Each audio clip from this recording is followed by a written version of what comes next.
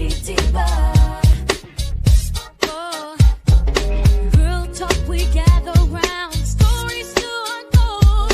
Beauty, tips, and laughter. Secrets to be told. Missy gossip flows like tea. High and fresh each week. Living like we're shining bright. Our world is what we see. Spill the tea. Just you and me. Laughing through the night. Smiling and free. Spill the tea. Just you and me. Laughing through the night. Girl, did you hear what she did last summer? With her style and charm, she's a star. Flipping through glass like the latest craze. Trying to cook, oh how they dazzle they We keep it real, spilling the truth. In our circle of acquaintances, always from lipstick shades to lips we sharing the vibe, feel the edges that they crease. Page by page, we turn our worlds. Sit still and strong and life unfurled.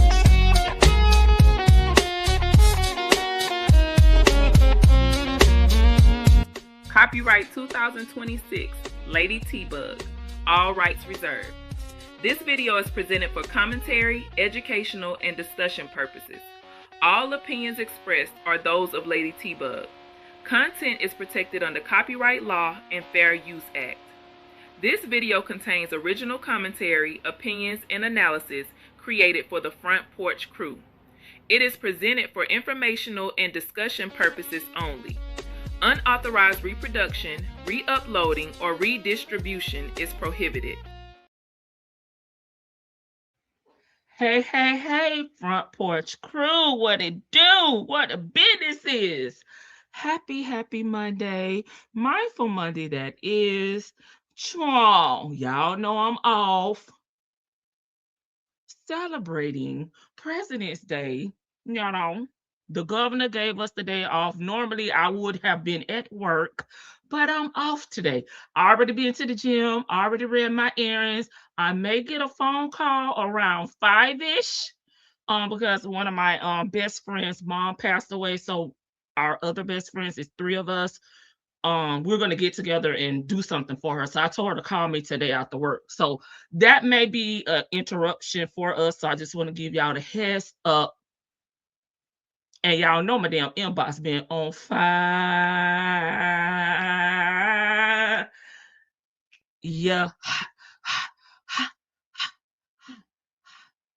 My damn inbox is on fire, okay?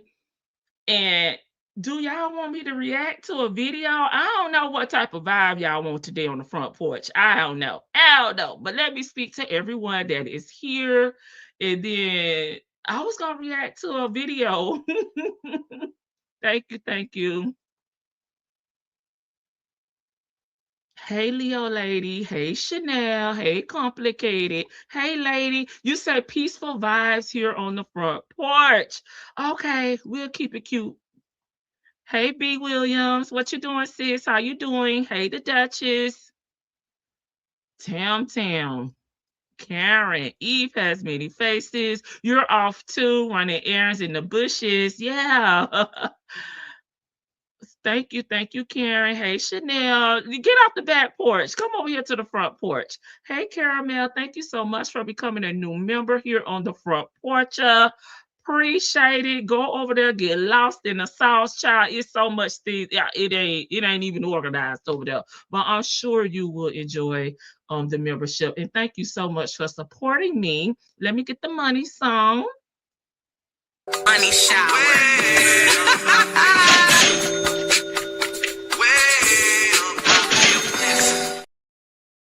Thank you so much for blessing the front porch. New member alert, okay? Hey, Scorpio Queen, y'all, thank you. Like, this is my friends from high school, and I've been out of high school like 35 years now. Yeah, it's like crazy.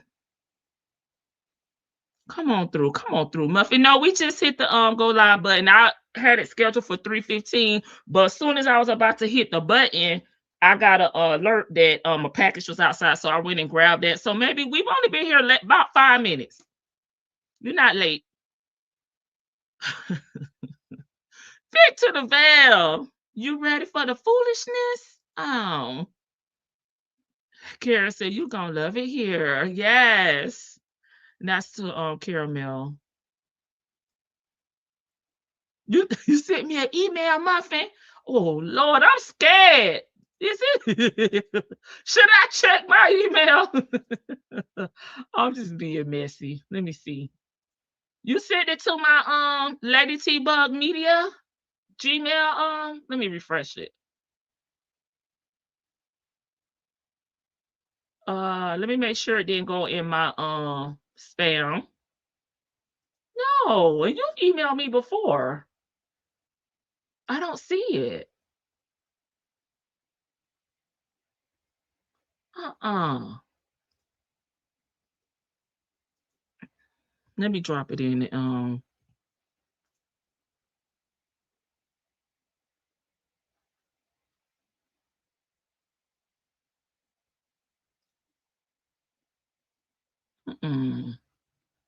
Hold on. Let me drop it in here. Why did it do it like that? There we go. Hey, Miss Boogie Down. Yes, welcome to the Front Porch family. Hey, let's talk about it all. Boo, Gmail. Okay, I just dropped it down there. Make sure that's the correct one. Oh, you didn't put media? Okay, that's why I didn't get it. Yesterday live got me through my part-time black job. They caught out real bad. Hey, just listening. Hey, big sis, I said what I said. Thank you so much for the $1.99. I've been a member for at least 6 months. Oh, why is it acting like that? Don't do us like that. I don't know. Maybe it's a StreamYard that's doing it. I don't know. But anywho, Caramel has been a member of the Front Porch for 6 months, not a new member. Hey, Old Man Johnson's Farm. I think I said hey to Miss Boogie Down previously. Hey, everyone. Happy Monday. Happy Mindful Monday. Let me put up my sign here. Well, my thumbnail. Okay. There we go. It's Mindful Monday. Now, I am aware of the drama that is going on. Thank you. I got it. I have it now. I just got the email. I am aware of the drama that is going around in our sector here, and a mod that a lot of us share. But I was going to react to this video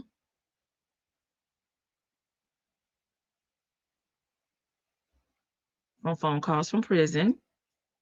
Let me show y'all.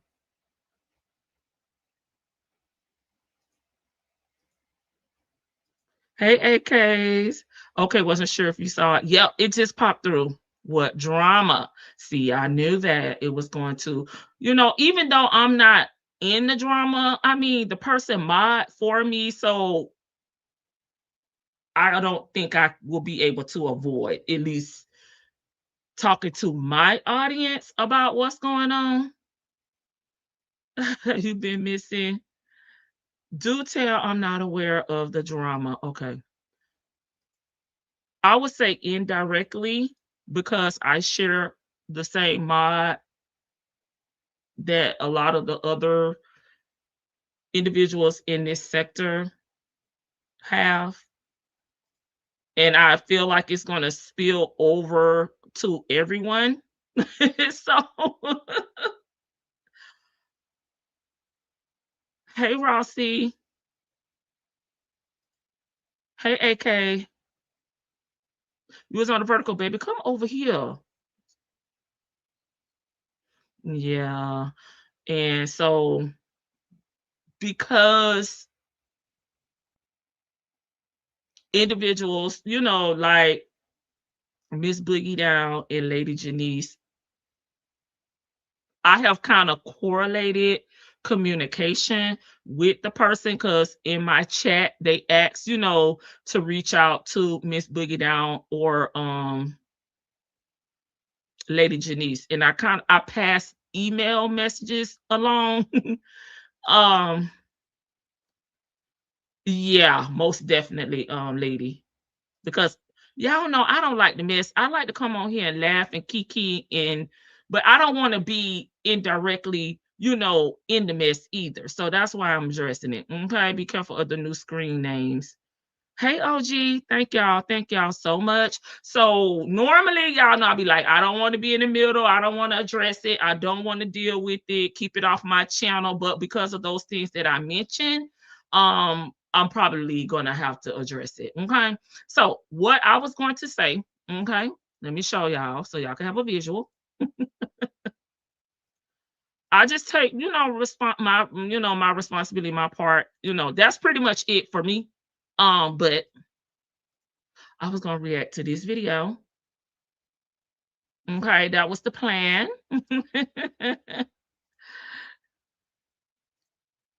But then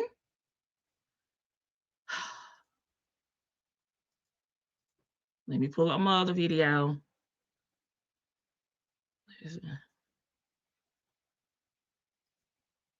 I don't know. I don't know. But this is from my big sis channel. I said what I said. The Waiting to Exhale interview that she did with Nestor Shuffle Walker Shane, also known as The Real Brown Family Chronicles, also known as Surviving My Superpowers. Okay. You figure you were at work. No, the governor gave us the day off. I was trying to have a peaceful. Everyone isn't perfect, and that's okay. I just don't like the bullying. It's corny. Right. Hey, Monardo. I don't understand why CC's allow mods to be mods for several channels. And for me, I don't. I'll come back to your question. I figure you were at work. No, the governor gave us the day off.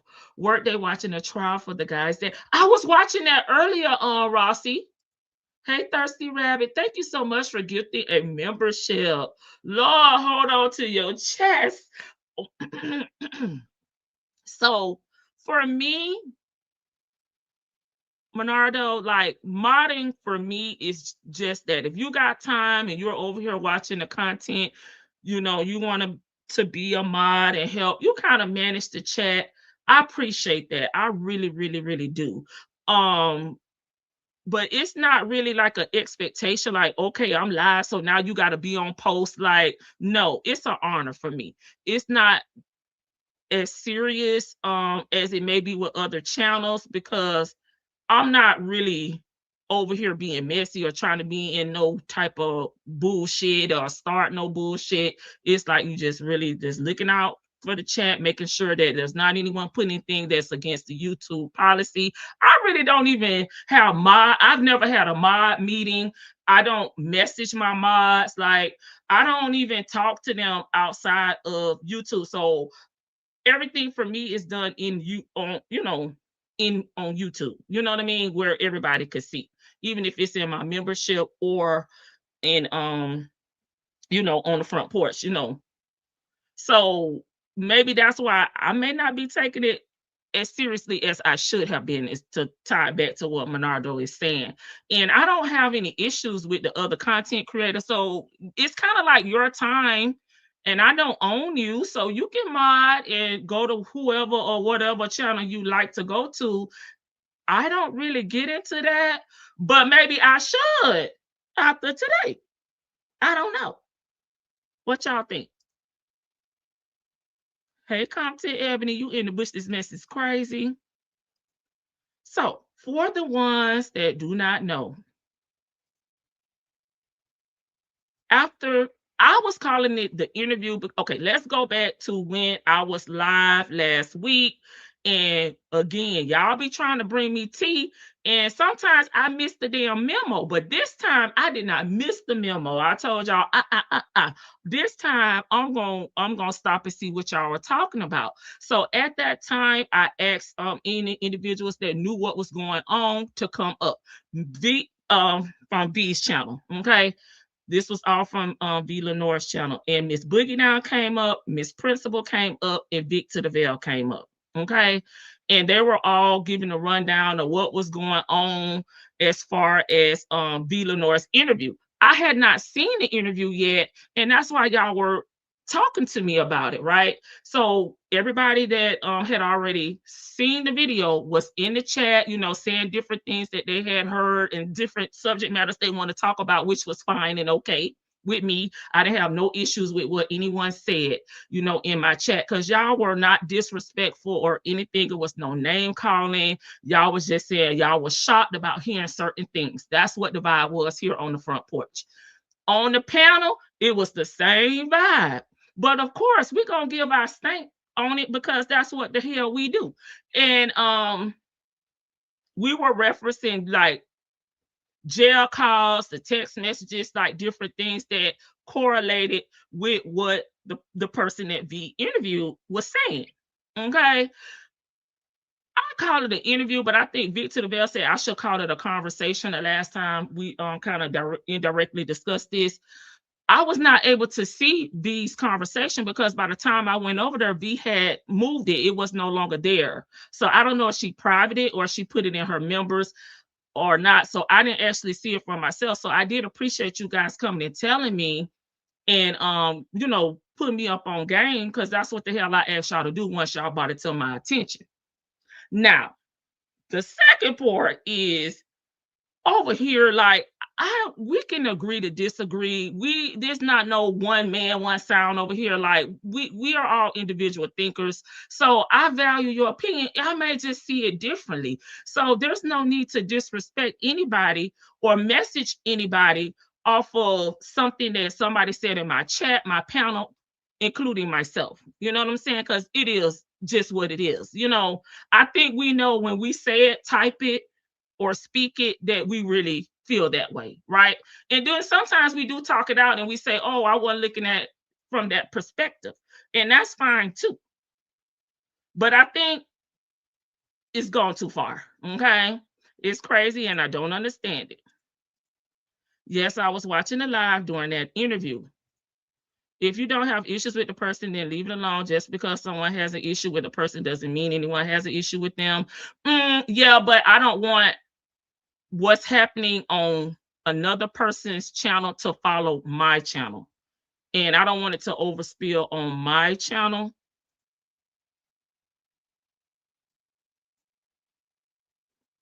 Because we know the people is coming, honey. They coming. Hey, Adele. Thanks again to Thirsty Rabbit. I got to do the money song for you. Mods have wrecked some CCs. They have. And that's why I'm saying, like, you know, why I'm addressing it. I'm not going to go too deep into it, but that's the reason that I am addressing it, because if somebody's in my chat calling Shirley Slowberry or saying something about Shirley, the mod has the ability to block that person, you know, because they don't like what they're saying about Shirley, okay? And that's not what I do on my channel. Long as you keep it cute, respectful, it's not too disrespectful, it's not nothing crazy, you can say your piece, okay? That's not my mindset for my channel. But mods can definitely contribute to drama on your channel, which is why I'm addressing it. That's the other thing that's messy, carrying stuff over to other chats. We don't always follow the same people. That's true, AKs. The person is hating on everyone. Hey, Florida girl. So that's the reason that I wanted to bring it up, because just to let you guys know that I'm not involved in it. I do not support that type of behavior. I don't want anyone taking something that's discussed on my panel by myself or my chat and messaging anyone, because that's not because of me that if someone is doing that, because that's not what I do. I've never messaged anybody about something they said on my channel, whether I agree with it or disagree with it, because what is the purpose? I don't understand what the purpose is. Like, after I get off of here, I have a life outside of YouTube. You know, I have family, friends. I work full-time in the office. I have hobbies. I have other interests other than Nesto, Shirley, and the temps. Okay. So to me, it's not that deep. But because this is causing big issues, this person is being blocked, they've been called out, people have their feelings about it. And it's okay. It's okay. Hey, allegedly. But anywho, I was going to react to the video that I showed you guys. But then my big sis video has been discussed as well. So for the ones that have not seen my big sis, I said what I said, interview with Ernesto Shackle Shuffle Walker Shane. Do you guys want to watch this video? Want me to drop the link? What do y'all want to do? Let me know in the chat.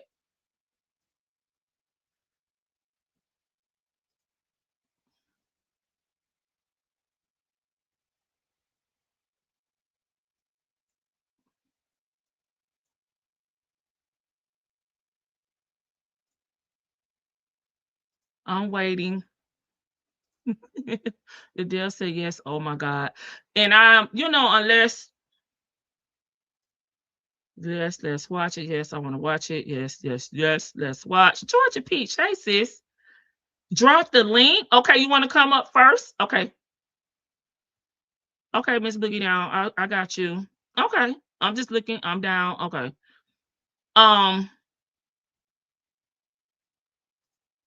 I don't even know anymore. I just want to be a part of anyone's foolishness. Gotcha. Let's watch because I'm lost. Okay. Okay, Tim. Hey, Nana and Nene. Okay. Hey, Miss Mad About Music. I'm good. Whatever you want to do on your channel. Yes, for sure. Just curious. Hey, everybody. Okay. Let me drop the link for Miss Boogie Down. Drop it. I see you there. Here, you here? Okay. Okay, you here for whatever. Okay, I just dropped the link, Miss Boogie Down. Okay.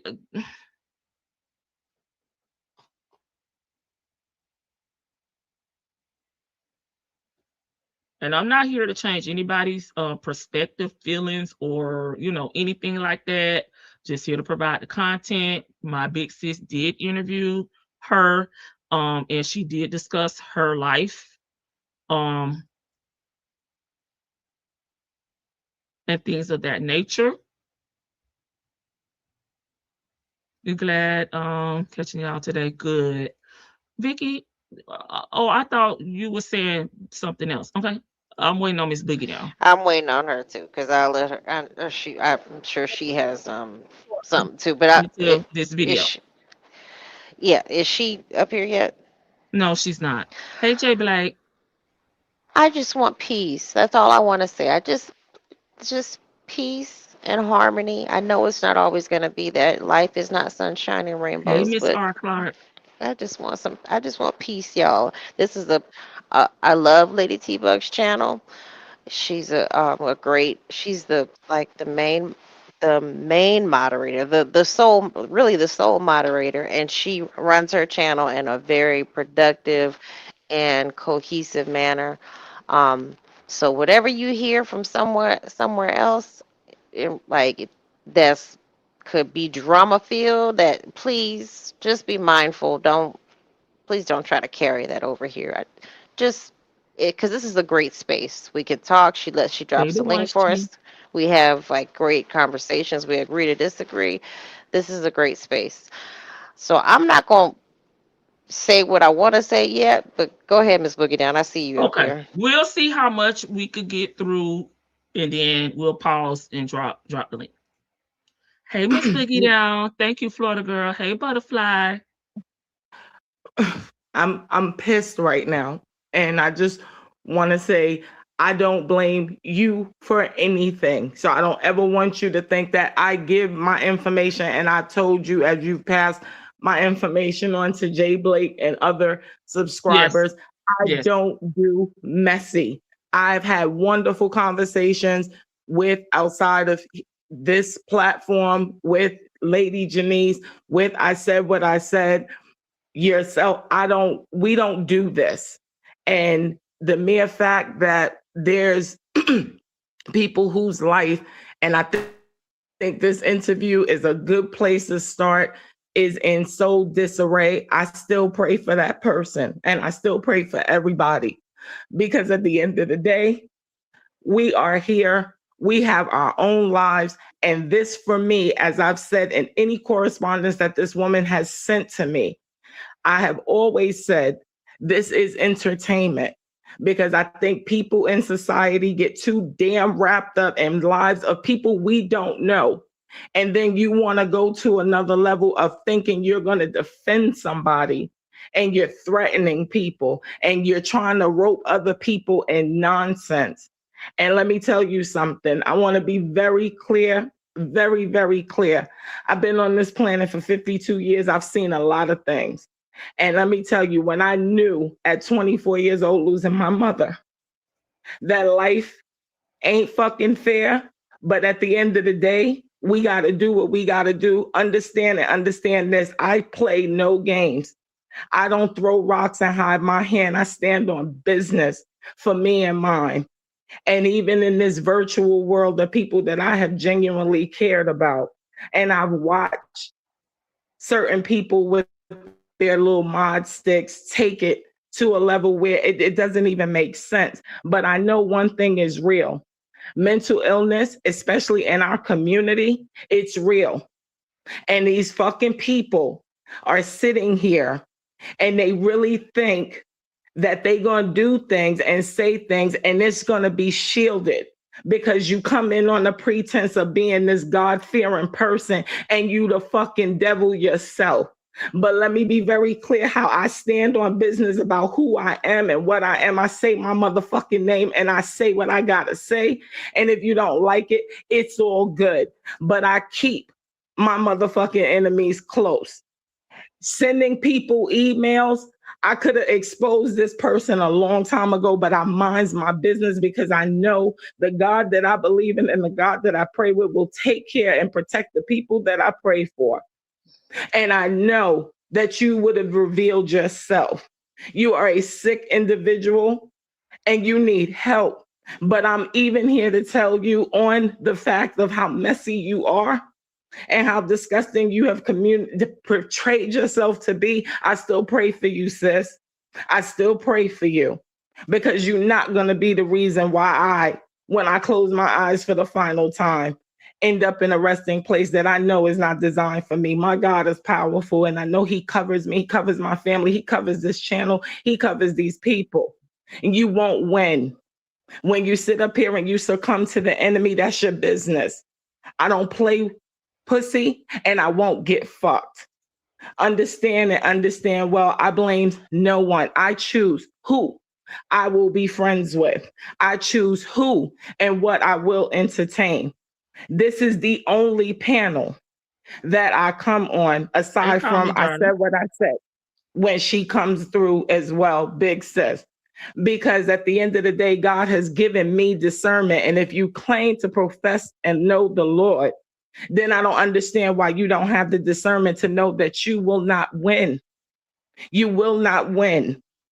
But at the end of the day, I wanted to say to you personally, Lady T-Bug, I don't blame you for anything. I never want you to take anything personal. If I got a problem with you, you gonna know it. And the funny thing was, I was literally sending you an email with my phone number to tell you to call me, and God said, sit back and wait.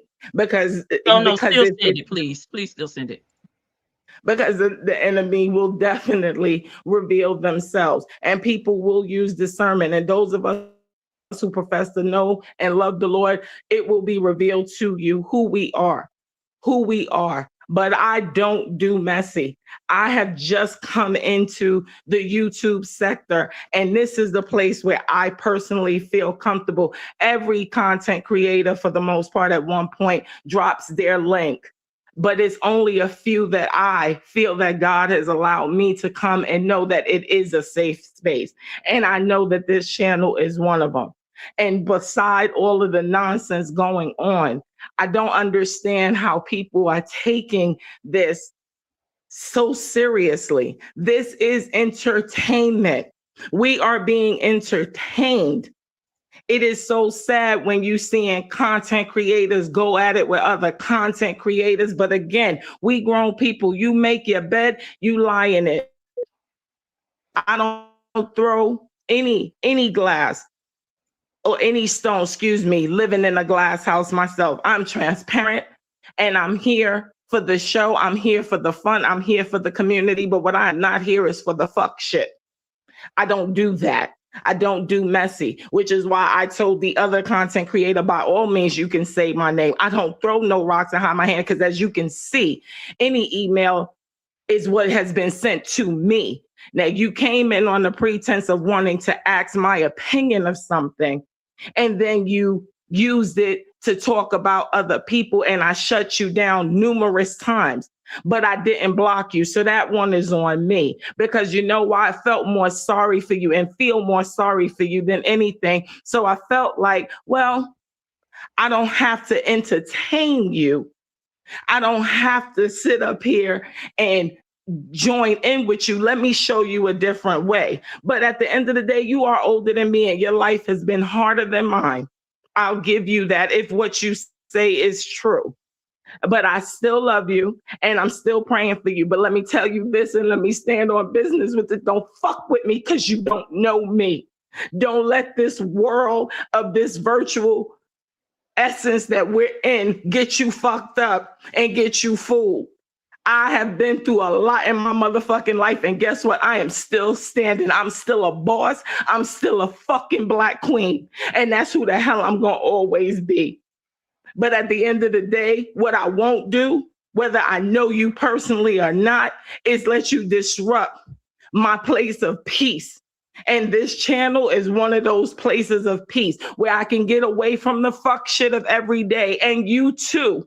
And we can have a good key and a good community. But when you take that and you think it gives you the right because you don't agree with what's being said, you know what I've done with other content creators? I just don't listen to their channel. If I don't agree with your spirit, if I don't agree with what you're saying, then I don't have to listen, and neither do you. But to take it to a level where you think that you can cyberbully and threaten people and harass people, it's stupid. We too old for this. We got a man running this country that is trying to fucking genocide our people. It's so much bigger stuff going on in this world that we sitting up here worrying about some stinking ass Nestos and Shirley strawberries and the Sonias of the world. Are you crazy? You don't even know these folks. They don't know you and don't give a fuck. So this is what it is. This is entertainment. But I thank you. I thank you just like I thank Nesto for bringing us together. I thank you for your ignorance, because I promise you, I stand on business when I say this. Don't take my smiles or that big smile you see when I post for weakness, because she's far from that. She's far from that. And you won't win. The devil in you won't win. This is a channel that is protected by God. You know how I know? Because I'm one of his soldiers and I pray for it. And I pray for its creator and the content that comes from it. So at the end of the day, you won't win. But I wanted to personally say, you, Lady T-Bug, have run a very classy channel that makes us comfortable to come here and commune, whether it be a few of us or a lot of us. And you're always, unfortunately, going to have a rotten or two apples in here because people ain't happy with who they are. But I stand on business to say that my life is not perfect, but God gives me discernment, and you won't win. So you can send me another email, because I haven't blocked you. I haven't blocked you, sis. And I'm still praying for you. But understand me and understand me well. I don't entertain. I don't play with people who ain't got nothing better on their time. If you live the life that you claim that you live, this shit right here, it ain't that serious. It ain't that serious at all. But at the end of the day, you fuck around and you might find out. and I'm still going to keep you in prayer. And that's all I wanted to say, Lady T-Bug. Please continue with your channel. God bless and keep it what I'm done. And I will send you my number. Thank you, Miss Boogie Down. Okay, she's dropped. Okay. Yeah, that's true, B. Okay, so I'm looking at y'all comments.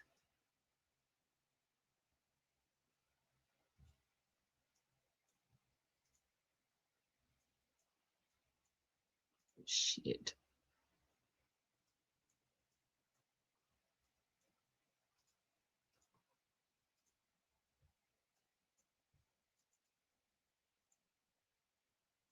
There we go.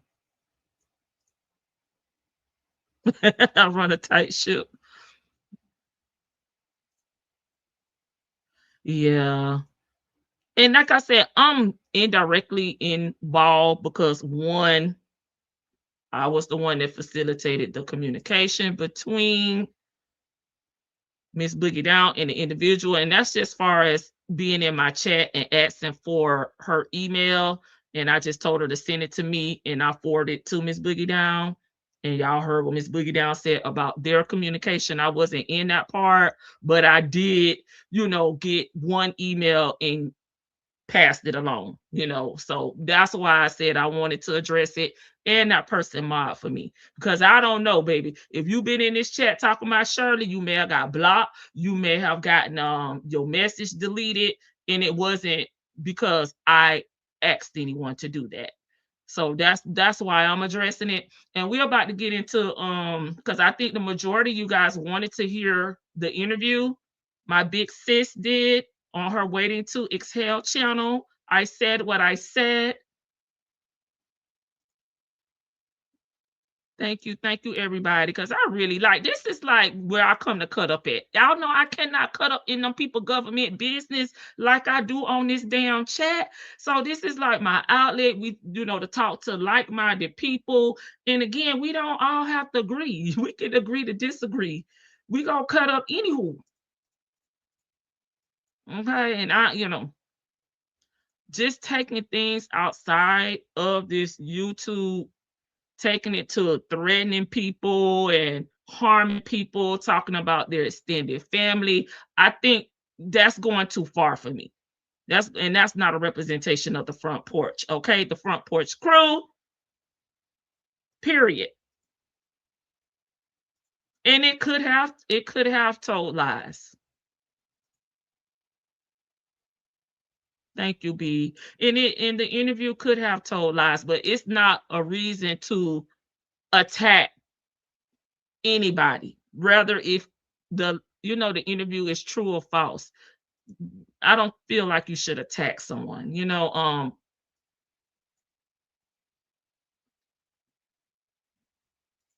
That's all I'm saying.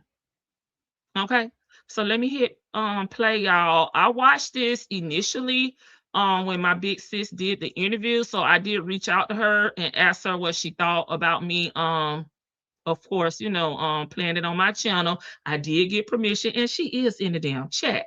I don't remember the timestamp of when it began, but let's see. Story. I feel like it's gonna maybe help her release, and hopefully it'll help you release. And hopefully, it'll also make you feel empowered after she finished telling her story. So first, we want to welcome everybody in from the chat and say hello to everybody. And then we'll bring Nestos to the stage and we'll get started with that.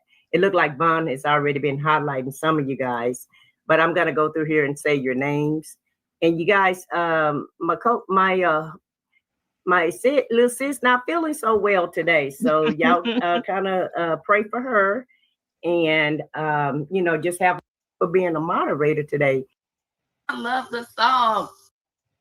Or first testimony, actually. And give me one moment. And then we'll bring Miss Nesto Shackle Shuffle Walker Shane on the stage. Anna. And we'll get started. We love the kiki. Hello to you, Nestos. How are you doing today? Good evening, good afternoon, good morning to everyone. I'm well. Thank you for asking. Well, thank you. Thank you for the invitation to come and be your first question and answer or first testimony, actually. So I'm grateful. Thank you. No problem. And thank you for being here, for your courage and sharing your story. And so how you feel about being here today? Well, I've been trying to determine that, but I'm already a little emotional because y'all know I got a daughter that has end stage cancer. And we took her to get her treatment today, and she had to have a blood transfusion. And of course, that kind of upset me because I'm thinking, Lord, just let me have her pain, let her go free from this. And it's nothing I could really do to help her, you know. Yeah, I can understand that. And we'll be praying for her and you. Thank you. And you can do something. You can pray for her. And that does, and prayer, and prayer does work. Yeah, I'm a living testimony of that. Okay. Okay. Yeah. I got experience with that. Yeah, I certainly am. I certainly am a witness to it. Right. I know that's right. So I want to begin with the deep respect for your story. You know, that you're about to hear. And Ernesto has lived through experiences of trauma and trafficking within her own family. She's experienced heavy pain, and she's often been silenced during the experience that she went through. But what makes this moment powerful is that she's chosen to share her journey, not just her story of survival, but as a story of strength, resilience, and hope. Now, as you guys listen, I do invite you to do so with compassion. Please remember that this isn't just about trauma. It's about honoring the courage it takes to speak, the wisdom gained through the healing, and the light that shines through even after darkness. And so, Nestos, as far as your story goes, how do you want to begin with your story? You want to start from early childhood, or do you want where would you like to start with your story? Yes, I would like to start from my earliest memory of my trauma, and that was around the age of 6. Okay. At that time, it was very few girls born into our family, and I myself, and I had an aunt, 2 or 3 or 4 aunts or so, and we were really the only females in the family at the time. And I was actually the second generation of the girls born into the family, so I was younger than all the rest. And at the age of 6, my aunt, on my father's side, my paternal aunt, she was getting ready to leave home to move to Washington, D.C. to further her education and to get married. And her daddy saw her packing, and she had called me to her house to give me all of her baby dolls. I was getting ready to inherit all her baby dolls from, her growing up years. And I was happy to do so. And as she called me to her, her father asked her what was she doing and where she was going. And she told him that she had plans to further her education and to move away from home. And he left and went into the house. He didn't say anything. He just went in the house. But when he came back out, he had a gun, and he pointed, he had a pow-pow, and he pointed it directly between her eyes, and he pulled that trigger, and she fell unalive. So that was my first trauma. I witnessed her being unalive. And then as the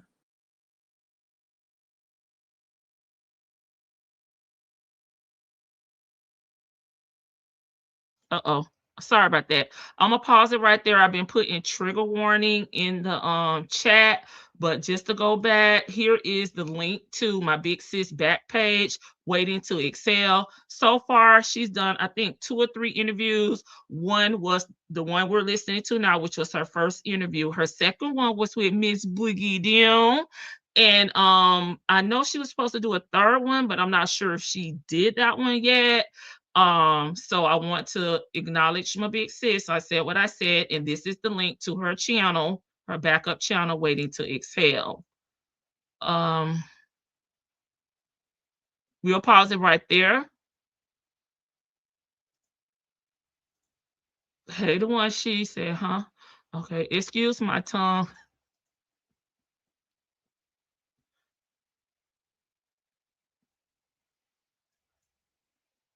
I'll just wait to see what you guys have to say in the chat. Is this? I'm gonna just highlight y'all comments. Let's see.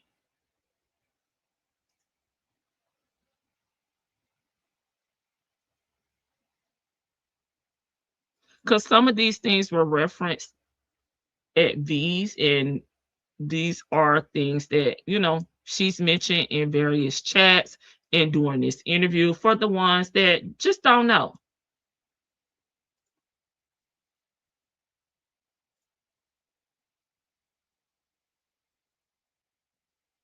Take it for face value, Vicky.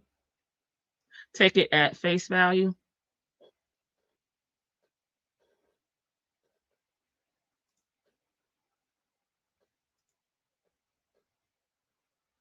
Okay, I just want to give y'all a moment.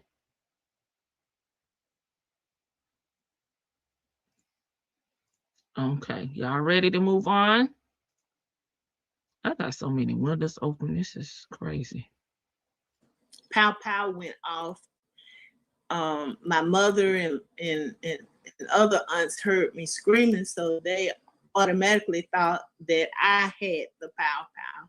So everybody come running and they see my aunt, they see me, you know, I'm screaming. They didn't know really what was going on until I explained it to them. So now paramedics are being called out. Well, at that time, the funeral directors had a dual responsibility. They served as the funeral cars in the ambulance to take people to the hospital. So they came out, the police was called out, and I told my mother what happened, and I told the family, everybody, you know, what happened. But at that time, during that time, which was in the late 60s, they did not take any statements from a child. We were just not even considered at that point. So my grandfather just told the police that he was cleaning his gun and it accidentally went off.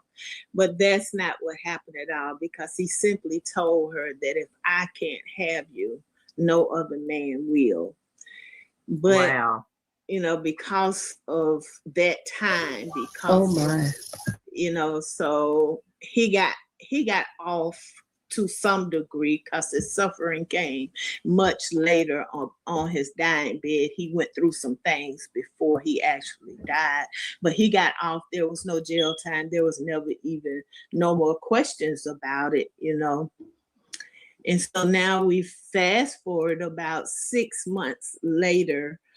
My mother, she was pregnant with her, it would have been her 6th child.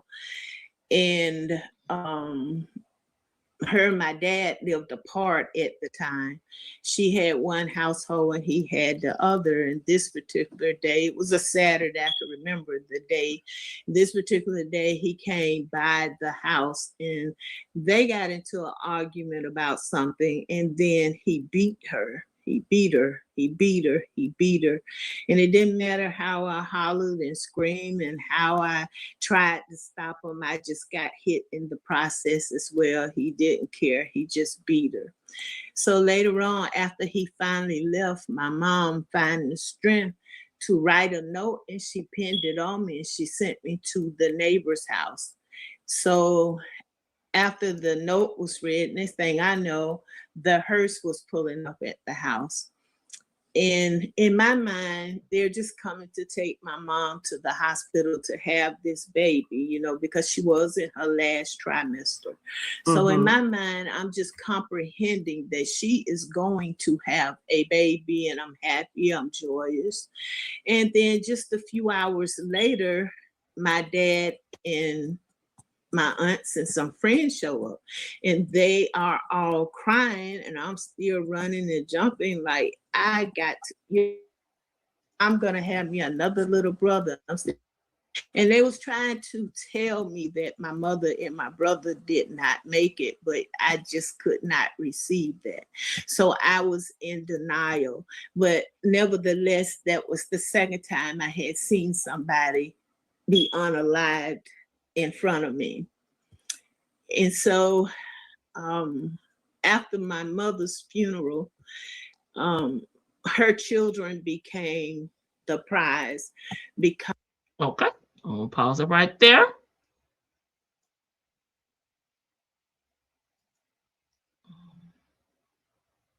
Okay, let me get back over here in the chat with you guys.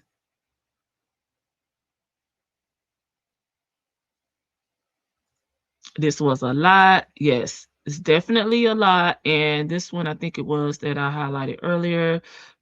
This may absolutely have happened, but it's no, it shouldn't be weaponized against other people. This was a lot.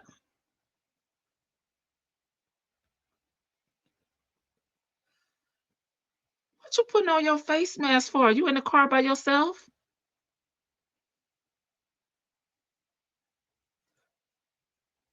Yeah, this is very difficult to digest. And again, it's a lot of triggers in here.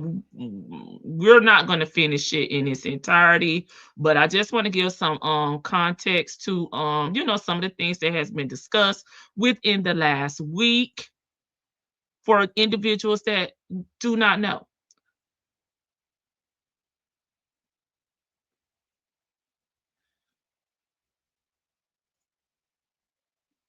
My great grandparents left her inheritance that her children would now inherit it.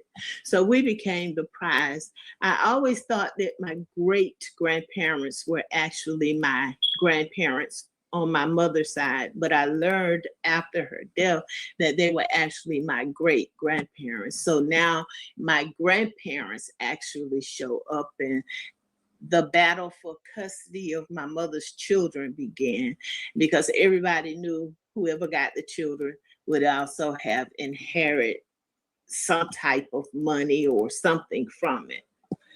So we ended up, the court first granted custody to my grandmother. So we moved from South Carolina to Buffalo, New York, to live with my grandmother, who we did not know. She did not know us. But for 6 months, you know, for 6 months, we all lived together, getting to know each other and everything.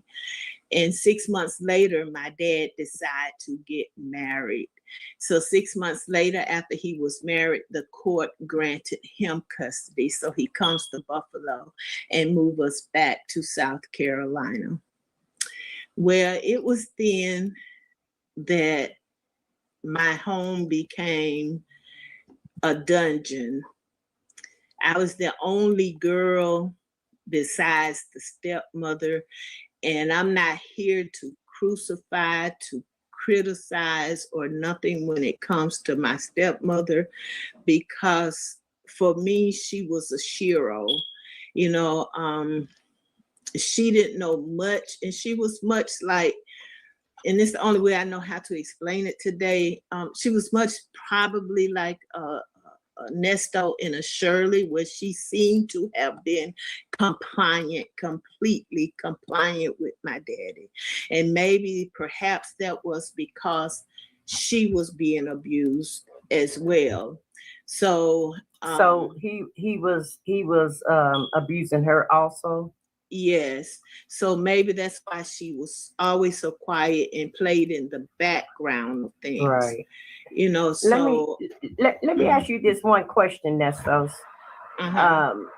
Like when you were going, like when you went through those first 2 episodes, did anybody come to talk to you, or did anybody, say anything to you to try to, help you along the way, or or did you just have to, deal with the trauma on your own, or was it any adult that came to your rescue to try to even talk to you and, try to ease your mind and help you get through with what you just experienced? No one talked to me. No one gave me the opportunity to talk to anyone else, because once we were given to my father, that home became a dungeon for me. I was not allowed outside of the home. I was captured in that house, and every single male that was in the family would violate me day and night. I was constantly violated as a little girl. Oh, we'll pause it right there. Counseling was needed for sure. Laughs for Chick-fil-A gal from Lady Janice. Any comments while we take a brief pause and break?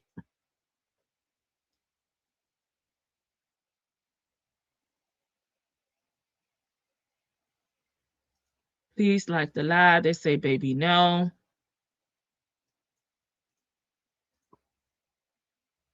If that's true, it's sad.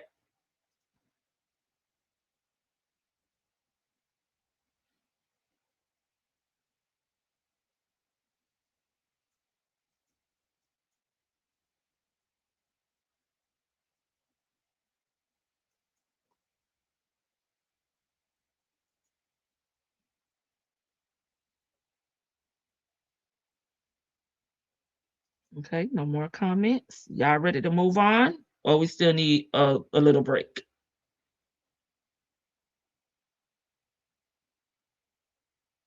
Just listening? Okay. That's a lot of trauma for one person to deal with. I wonder, did she seek therapy once she was old enough? So there was no good male figure in her life or family?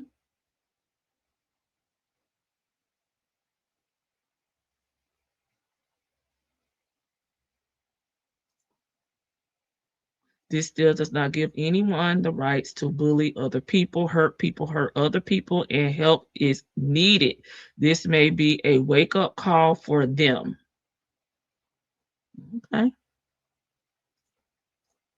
It takes a lot to keep up with a lie to this magnitude unless you are completely nuts. I agree with you, Vic, to the bell. Right, that's why I'm just listening. Okay. By the age of 10, I became pregnant. And I even gave a live birth without any prenatal care, any care at all, because I was not allowed outside of the house. I was actually a missing child that nobody knew was missing. And so I was kept in the house. I gave a live birth. I heard the baby cry. I saw the baby briefly in my, he's my father, but I use the term sperm donor. I saw the baby briefly in my sperm donor's hand. And then the baby's cry faded. He had taken the baby and he had dug a hole in our backyard and he buried that baby alive. So after that, the way that he would always get my stepmother is that he would send her outside of the house to run errands that he know would take a few hours for her to come back. Like he would send her to the laundromat, to the grocery store, or or just send her anywhere where it would take her time, require her to be outside of the house. So this particular day, you know, her intuition was like kind of doing what it do. And she felt like, you know, because when she grabbed me, when she finally got me alone, she even told me, she's, you know, before she got me alone, she returned to the house. My dad was thinking she was going to be gone for a while. And really, I think she just went around a corner or two and just gave stuff time to just happen. And so when my dad was doing what he was doing, he heard the car door slam. So he jumps up and he pushed me up and he tell me to run and put my clothes on. So my mother heard me running through the house. And when she came in the house, she called me by my name and she said, look, she said, you're the only child in the house. Why are you running through the house? So I told about 100 lies. And I thought that she believed every one of them because she didn't rebuttal. She didn't say anything. She just let it be. And then later on, my sperm donor left and she came to the room where I was. And she sat me down and she said, now, I don't see that person that your daddy describes. She said, I don't see that destructive child. I don't see a child that has behavior problems. I don't see any of that. But she said, now, I want you to know that I love you.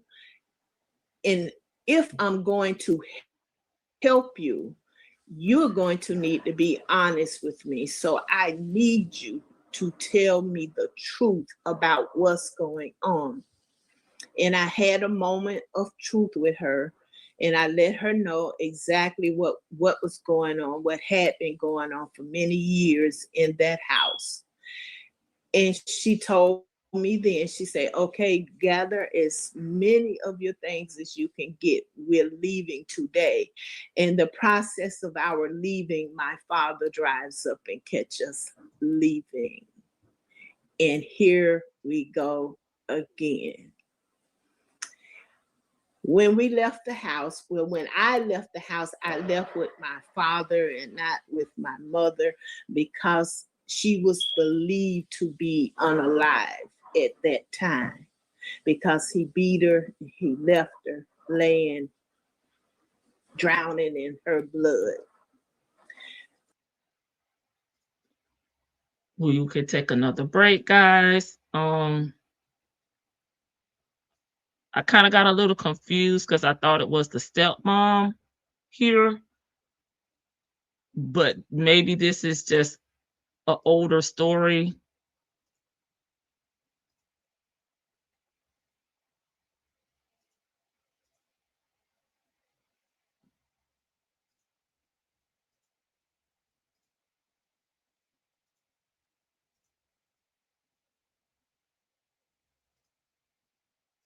I did too.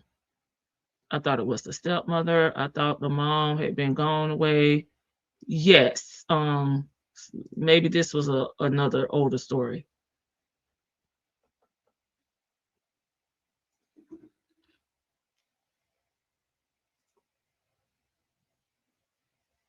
Yeah, but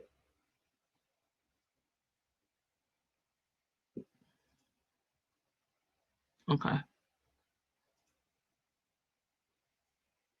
Yes, that's what I remember, Leo lady, and that her mom had went away, you know, in the hearse that, you know, is an ambulance too, I think it was.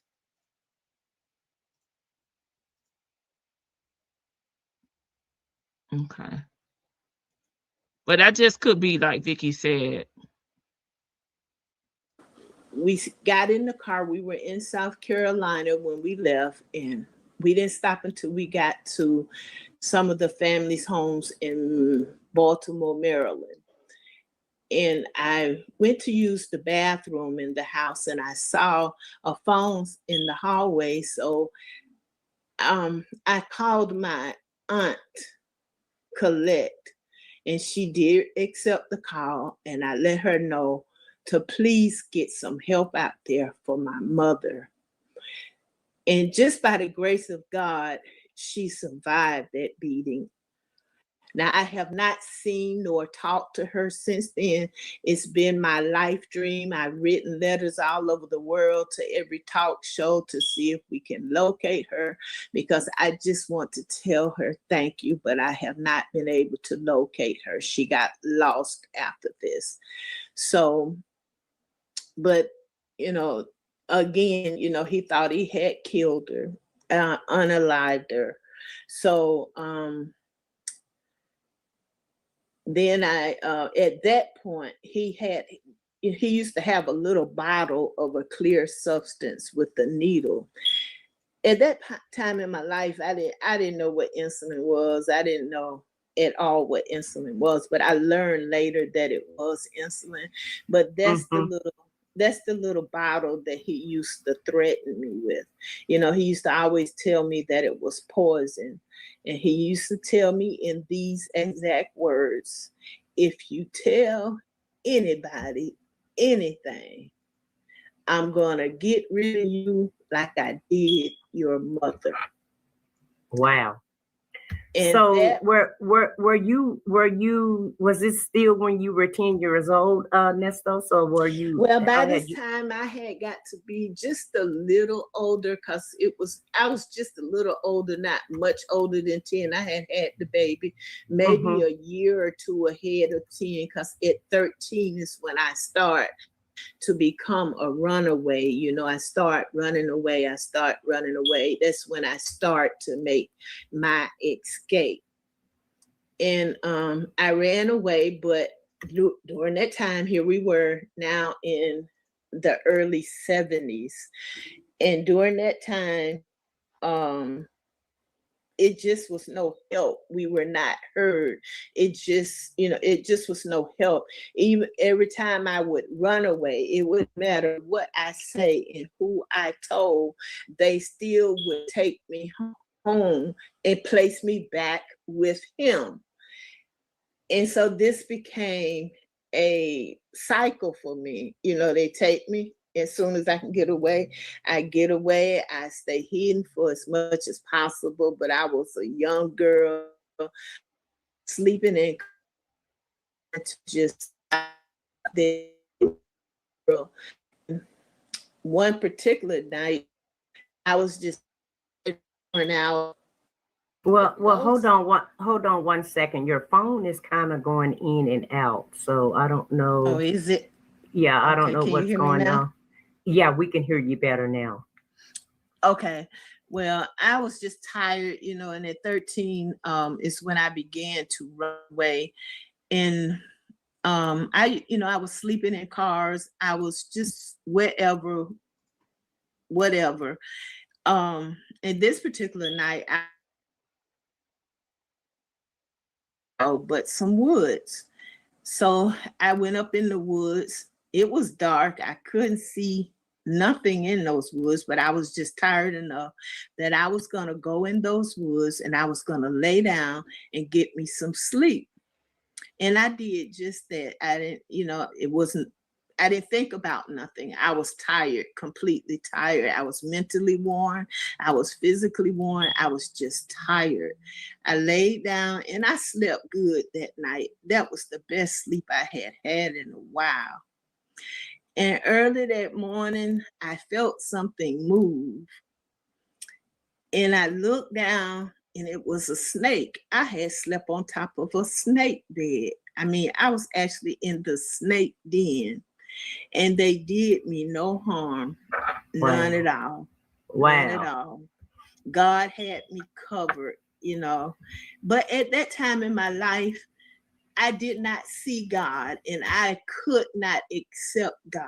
I couldn't believe God because what I had learned of God is that he was love.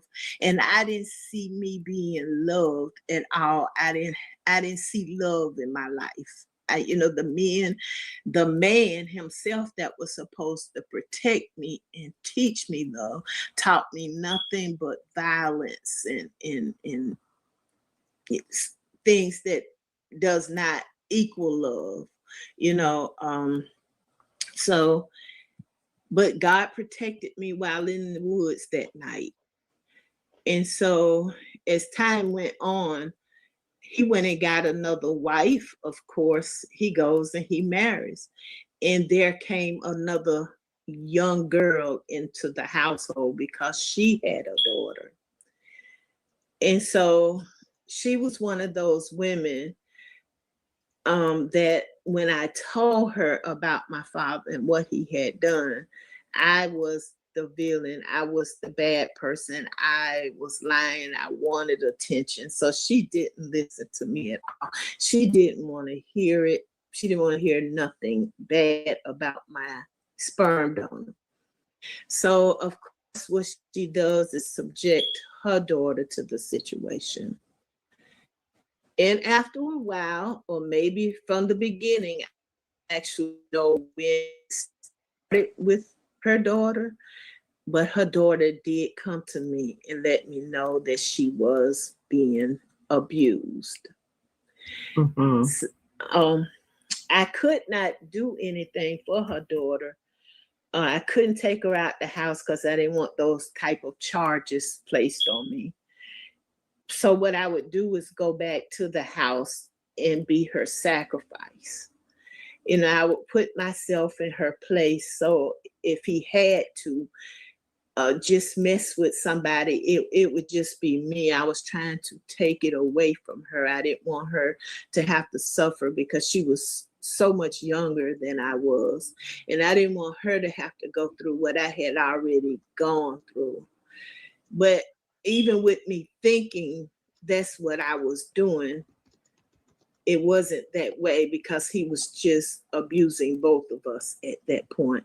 But she had a mother that just would not listen. She had a grandmother, and when she even explained it to her grandmother and told her grandmother, her mother and her grandmother told her that if he was messing with her, that's because she wanted it. So, Wow. yeah. So Mother, there, huh? are you going to say something, Vaughn?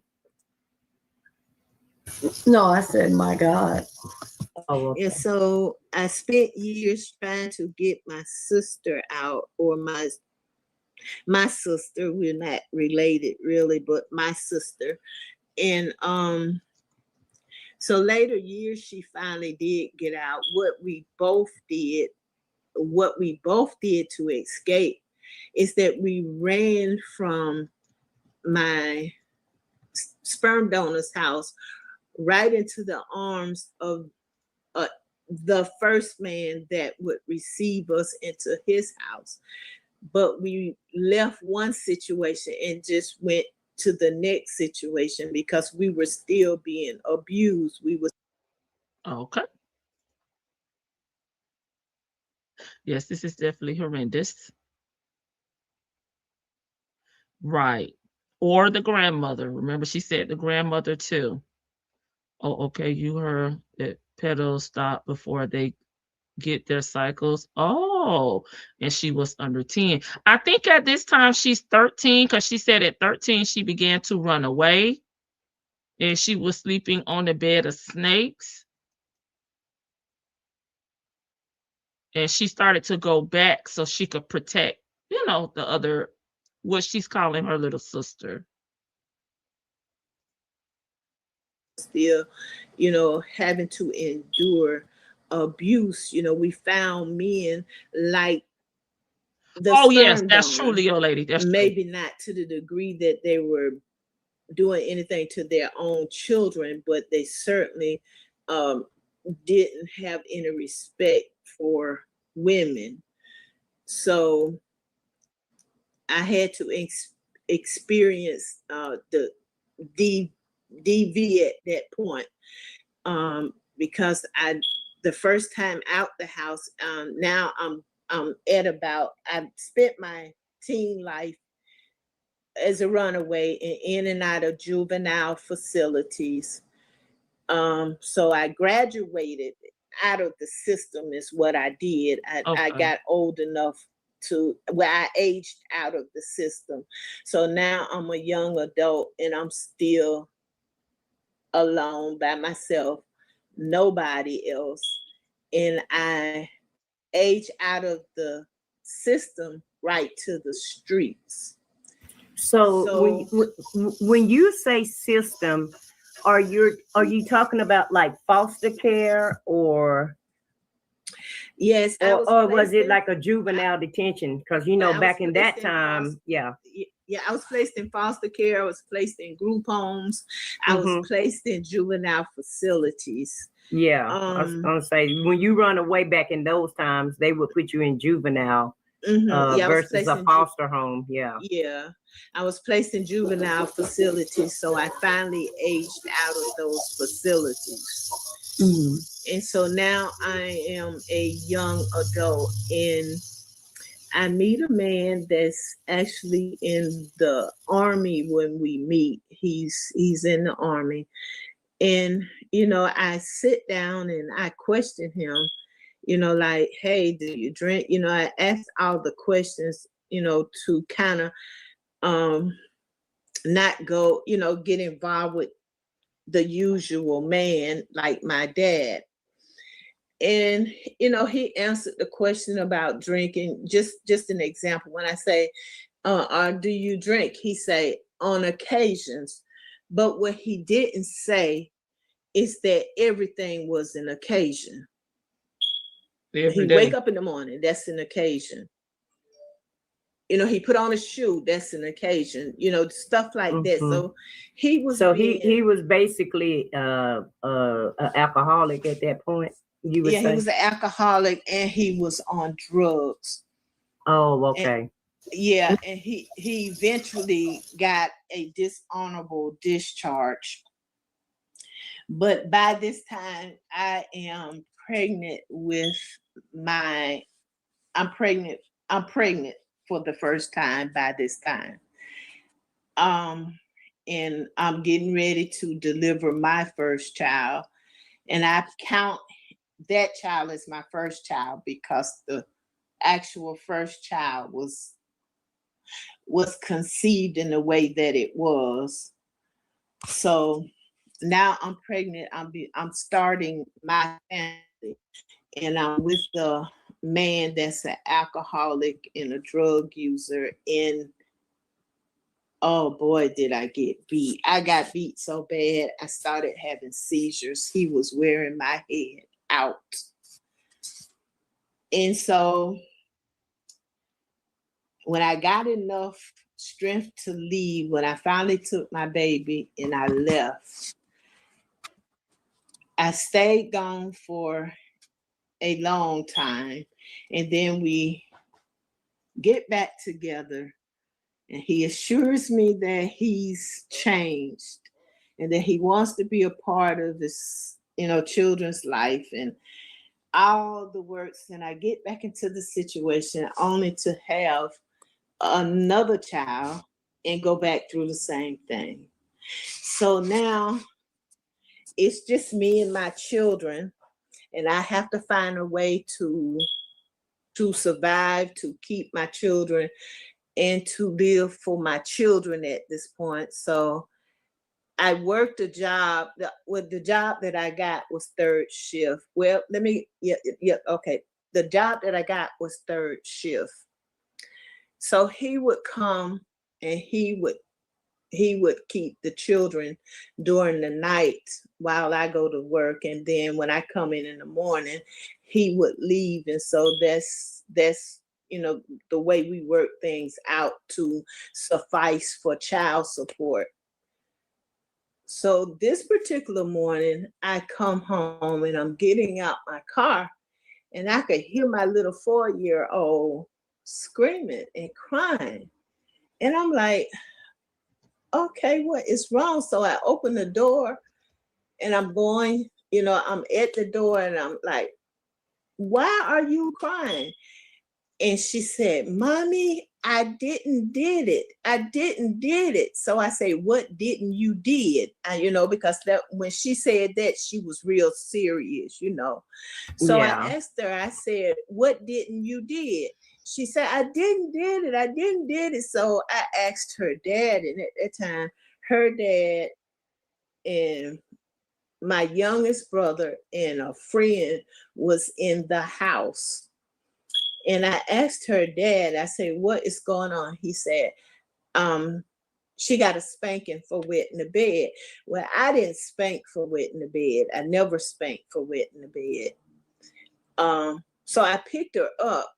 And when I picked her up, she was bleeding between her legs. Lord have mercy.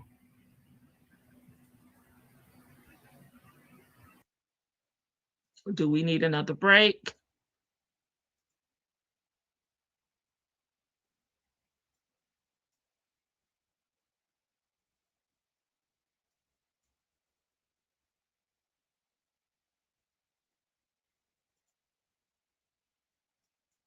Oh my Lord.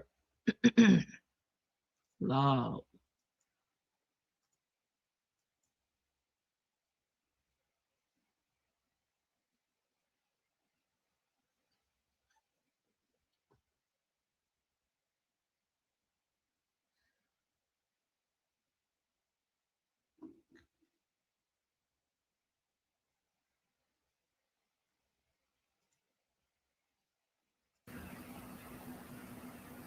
Okay.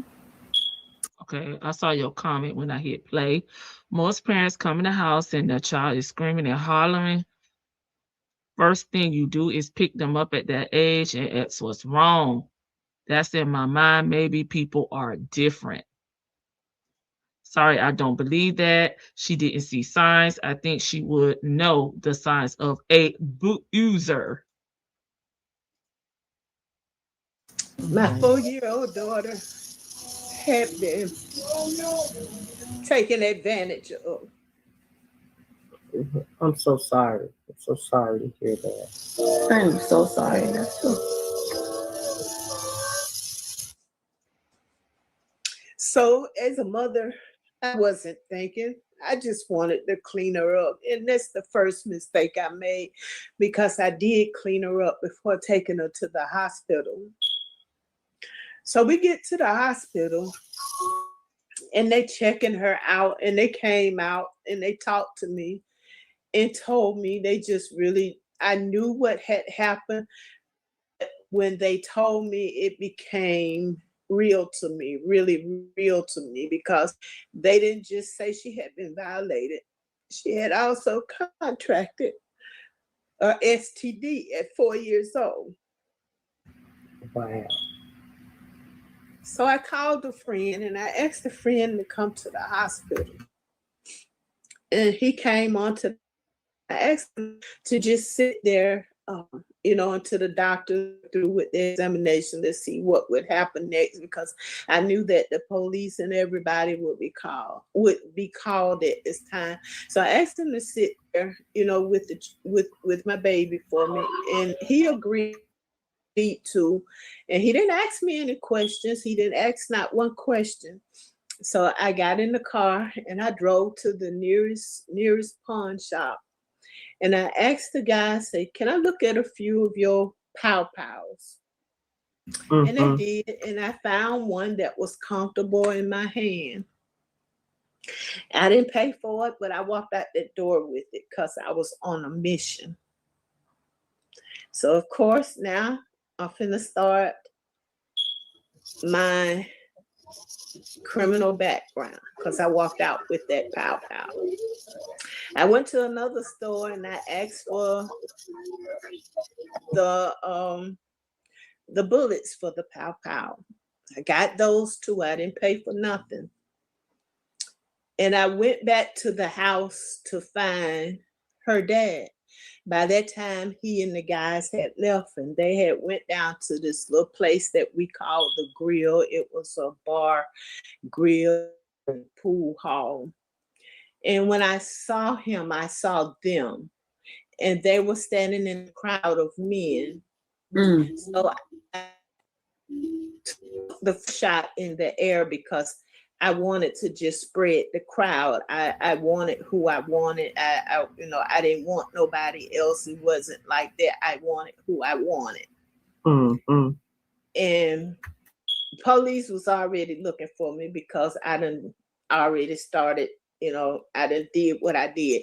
So the police had already been called. When the pow was fired into the air, police had to be somewhere nearby because it would only take seconds for them to get on the scene at that point. And as the police was coming, I pulled and I was aiming at the people that I had come for. And one of the police officers got out the car in time enough to knock my hand back in the air. So now I got And so, well, hold on one sec, Ernesto. So you're saying this is in the 70s at this point that this happened? Now Like we're in the 80s. Now we're in the 80s. Okay. When my children were in the 80s. Okay. The police knocked the gun, or not, yeah, he knocked the pow. He was able to just move my arm enough to where I was shooting in the air. Okay. There you go, Karen. Okay, she gives me too many details to say that that's a sign of lying. Okay, Karen, you got a question? I know Butterfly said she had questions. Do y'all want to put them in the chat? Because there are people in here that have experienced these type of incidents, and they may be able to shed some light on them. Yes, indeed, I have a trauma and I can spot it a mile away in others, but that's just me. Maybe she doesn't have the gift. How did she leave the store with the pow? I'm sure the clerks were watching. Okay. It's like a movie. She should write a book at this point. I don't know if any of it is true, so I don't like commenting. But if you have a question, maybe somebody else in the chat that have experienced, something like this or similar can shed some light on it. Okay? If that's all that might be default for her. Okay?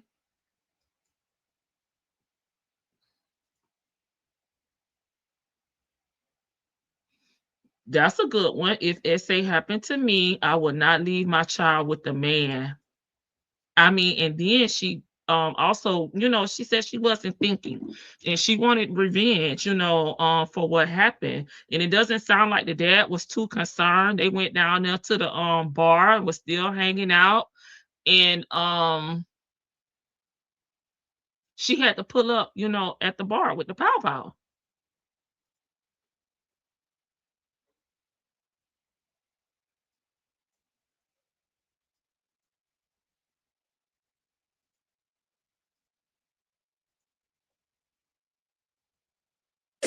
And so they arrest me. They charge me with every charge they can get out of that. And that's when I would say that she left her daughter with another man, because the person that she called that was her friend to come sit with her daughter while she go, seek revenge on the individuals that hurt her. She left her there with another man. Everything that I could be charged with, they hit me with it. So I lost custody of my children. Mm-hmm. I sat in jail for a while. Then I went to trial. And when I went to trial, they should not have even arrested her. I had the opportunity to speak to the judge, or the judge was acquainted with what happened with my story. And so just before sentencing, he gave me the opportunity to speak. And the only thing I knew how to say was, Your Honor, if I had the opportunity to do it all over again, I wouldn't waste that bullet in the air. I'd shoot through the crowd. And he dropped his head and he said, He said, now I want you to know that you haven't done anything that I would not have done. But I can't let you walk that back. Okay, your phone is Because going. Your I was phone is planning kind to of going send in you and home. out. Can you We hear heard it you. now? Yeah, we heard you when you say the judge said that you haven't, Yeah, you he wouldn't have said done he was. anything that I did. Okay. Well, he said he was planning to send me home on house arrest for a while. But after I said that if I had a second chance, I wouldn't miss. I wouldn't shoot in the air. I would shoot through the crowd. So the judge just dropped his head and he said, I'd rather sentence you now than to let you go home and have to sentence you for that particular crime later. So he gave me a sentence, committed me to the Department of Corrections, not to exceed 2 years. But within those 2 years, I had to go through all kinds of counseling. I had to have that counseling at that point. But by this point, I was about maybe 25. So I had gone from the age 6 to 25 with all this trauma, never having any counseling. Mm-hmm. So I go to the Department of Correction, and everything that the judge ordered, they made sure that I had all the classes that I had to take, all the therapy that they felt that I needed. The judge sent the orders, and they made sure that I got it while I was in the Department of Corrections. So the judge had already ordered not to exceed 2 years. That means that I could have stayed from 1 day to 2 years, but I couldn't exceed the 2 years. They brought my children to visit me while I was in prison. And when they brought my babies in, they played, they had a good time. They was like real happy, joyous, And when it was time to go, oh man, those kids had a death grip. They could not. It was adults there trying. They could not get those children to free me. My baby was about to choke the life out of me. She had my neck, so she had such a grip. She had a death grip. And they wasn't crying for me to come home. That's what got me. They wasn't crying for me to come home with them. They were crying to stay in that prison with me. And so a warden came in. And the warden took me. Yeah, the warden took me into her office and she talked to me and she said, I'm going to do everything I can to get you home back to your children from this point on. And she did. She signed that paperwork. And within a year, I was out the door. I was out of prison. I started my fight to get custody of my children back. And that took a while because the state just took me through so many changes. No matter what I did, they add something else for me to do. So eventually, that's the government for you. I would get custody back of my children. But let me go back to prison for a while. Let me go back to prison because this is important. Okay. Like I say. And can I ask you a question about that too, about the prison before you go, before you finish up with that? And plus, I feel like I need to kind of intercept a little bit so you can gather your thoughts good. But when the judge ordered you to take training and to take classes and to take therapy, well, not training, but he made you take classes and he made you take therapy. What were you thinking then? Did you feel like that finally I'm going to get some help? Or were you just like, I don't really want to do this. I don't know, because I can understand you being upset because you're just trying to protect your child and the corrections, the system, put you in jail, because you're trying to protect your kids. Right. So how was you feeling about the therapy and the classes that they made you take? were you reluctant to go, or were you willing to go, or how did you feel at that point? I was willing to go. And when we speaking of the system now that all of this has happened, I was sent to prison for 2 years, not to exceed 2 years. But my brother, the friend, and my children's dad only got a spank on the hand because they got probation. I was the one sent away. My children were the one that sent away. So we're still suffering. We're still getting the bad end of the deal. We're still the ones that's suffering because they got probation. I got sent, and we were separated from one another. So we were still suffering, but I was not reluctant. The only thing I was reluctant about, again, was God, because I could not see God. I could not feel God. I could not accept that God would allow me to go through all of this. I just could not. It just didn't register to me. But while in prison, the warden and the chief of police came to my cell one day, and they were talking to me, and something was said, but for the first time, they saw me smile. And so they looked at me, they say, "You have such a beautiful smile. Why don't you practice that more often?" But I didn't have anything to smile about, just in that moment, the chief of police said something that kind of got me, And so from that moment, I was allowed visitors from a church, and this particular elder, the elder used to come more often than anyone else, but he made sure he was there. He made sure that while I was there, I had support, because during that time, we were able to wear our own clothing, own shoes. We were able to receive food in from the outside. It was more of a college campus, to be quite honest. So, but this elder came in, and one day he was talking to me, and he told me, he called me by my name, and he said, "God loves you." And I'm looking at him like, be real. God can't love me, so Right. he, he was talking to me, and he started praying for me.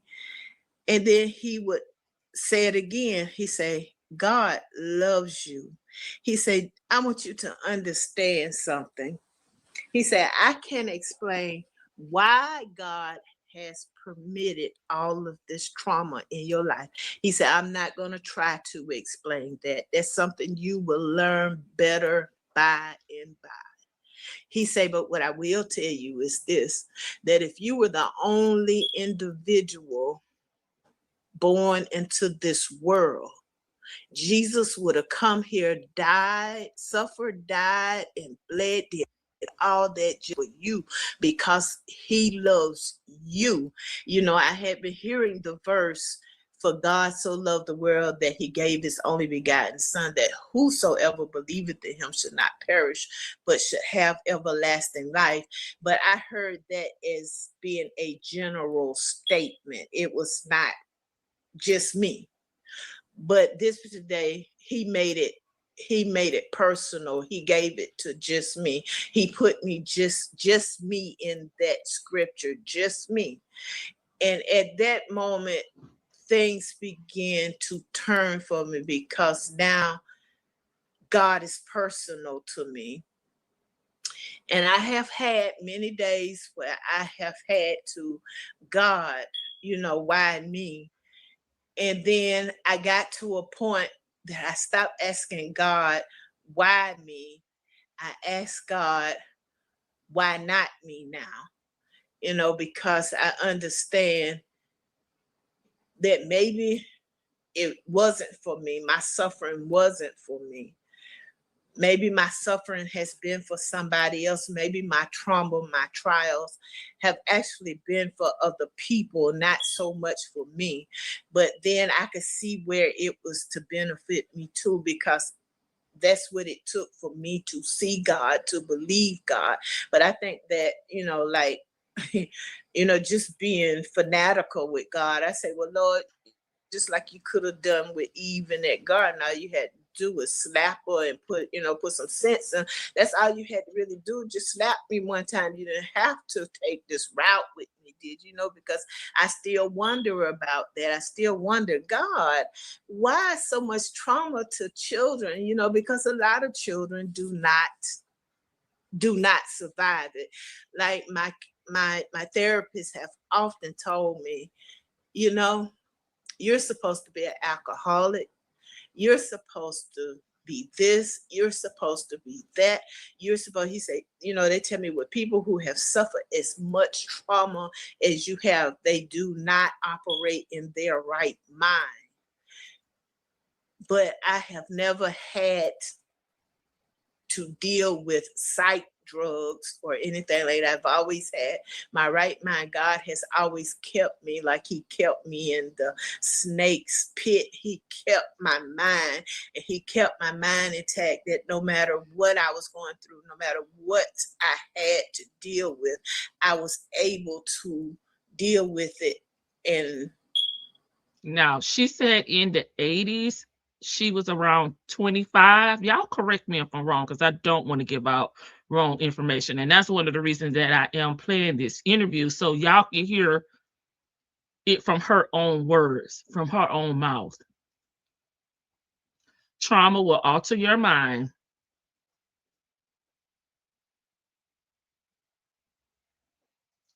Correct me though, y'all, if I'm wrong. Just accept it, go through what I have to go through, and somehow see him, see the good in it, find the peace in it. And I've been able to do that so far, even though some days are a little harder than other, because I still wrestle with it, because I have a daughter and I have a niece that have been violated. And I look at them and I see how, like I expect them to be me, but I have to understand they're not me, because they deal with it totally differently than I do. Even my sister, she deals with it totally different. Like my sister, for instance, the way she deals with it is that she is holier than thou. How you doing? She say, praise the Lord. God is good. Child, everything be about God. She does not deter from that. She don't have no other life outside of that. You can ask her anything, and she gonna find a way to revert back to a scripture, Bible. She don't kid. She don't do none of that. But that's her way of coping with her trauma, and I get that. My daughter, she was an alcoholic. She was promiscuous. They tried drugs. My niece, she was very promiscuous. She was, she didn't love herself. And I have to take them by the hand. Like on Sundays, we have a Zoom call scheduled every Sunday, and we call it Girls' Day Out. And we just hang out and talk about the trauma, because I can't get them to go to therapists. They think that's taboo. So I have to kind of learn from my therapist and then teach it, give it to them. And they're learning as they get older how to deal with it without being promiscuous, without the lack of love for self. So they are coming into them, talking to me, and they express it to me, are determined. And so when I talk to my sons and my daughters, they always apologize to me. I have to apologize to them. But overall, we do good. We find a way to cope. We find strength in each other. And so okay. That's where we are with that right now. We still got some of the abusers are still around in our midst. And I have to pray. I have to stay prayed up. Even though y'all see me in these chats acting up, talking junk, you know, all while I'm talking junk, I'm praying. You know, I would cuss Sonia Slam out and be praying for her at the same time. And I say, well, Lord, I know I can't talk about the girl and pray for her, really pray for her at the same time. So help me with that too, you know, but I have to really pray because now that I'm here with my, you know, here in this situation, I did go on to, when I was approaching my 50s, I had decided, well, girl, you're not going to have that Tyler Perry wedding that you desire. That's not going to happen. You're already 50 or you're nearing 50 at this time. And this man comes into my life. Dating season was good. It was really good, you know, because he lived in one state and I lived in another. So we would see each other on weekends or, you know, whenever he was off and traveled. You know, he traveled for the first year, he traveled to see me. And then after about a year, he invited me to his hometown or state to stay a year. He told me to come in and sign a lease that year, see if I would like it. So I came in and I signed the lease here, and it was supposed to be experimental. We had an understanding, or so I thought, that I would maintain my household and he would stay in his household. But after a while, it became apparent. Yeah, I know how you feel about Tyler Perry. So my spiritual dad, the one that came to me. Okay, so Nestos, your phone went out again. We heard your spiritual dad, and then it went out. Okay, yep. Okay, my spiritual dad had the one that was visiting me in prison. He had instilled a lot into me. You know, I tell everybody, the good in me, I can only accredit to him. I can't give it to my sperm donor. You know, he is my, you know, he's my dad. He's the real dad. He's the real hero in my life. And so I couldn't, you know, because he was a pastor, you know, like it was a mission of mine not to ever bring any embarrassment to him. I was always careful of what I did, how I did it, because he was a local elder. So when I moved to the state where I am now, the agreement, like I say, was that the guy that I was dating was going to be staying in his home and I would have my own home. And we would just see each other here and there, whatever. It was just a trial for me to come see if I liked being here. And so after a while, it became very apparent that we were cohabitating. So it just didn't set right with me to be cohabitating. And when I went to him to let him know that the cohabitating was not going to work for me, I couldn't do it. You know, the convictions that I had just was not going to allow me to live like that. So he'd sit down and he talked to me and told me that he was ashamed to tell me, but he had lost his place because his roommate did not take care of his responsibilities and left him in a bind. So he ended up losing his place. Well, I let the cohabitating go on a little while longer. And then my spiritual dad started talking to me about the situation. So I went back to him and I said, look, you're going to have to find something to do, go to your mother's house, whatever, but we can't live like this. This is not how it's going to be done with me. So then he proposed and we went on down to the courthouse. I didn't have a wedding. We went on to the courthouse. We got married because we were already living together. We were already doing things as husband and wife. So I ended up marrying this guy. About 6 months later, I did have a wedding. We got married. And got married again. We had a wedding to include the family, the friends, because everybody thought that in that 6-month period, nobody knew that I had just quietly married him. And so when we informed the family that we were going to be married, it was at that wedding that they learned that we were already married, because the pastor had to say, because of the pastor's wording. So they realized that we had already at some point gotten married.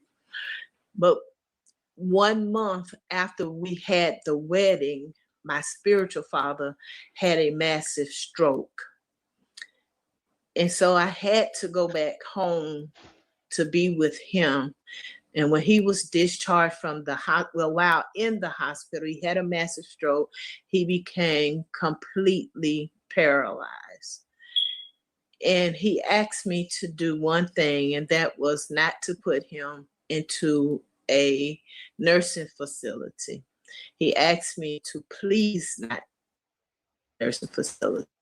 So they taught me how to get a durable power attorney, healthcare power attorney, so that I would be able to make decisions for him.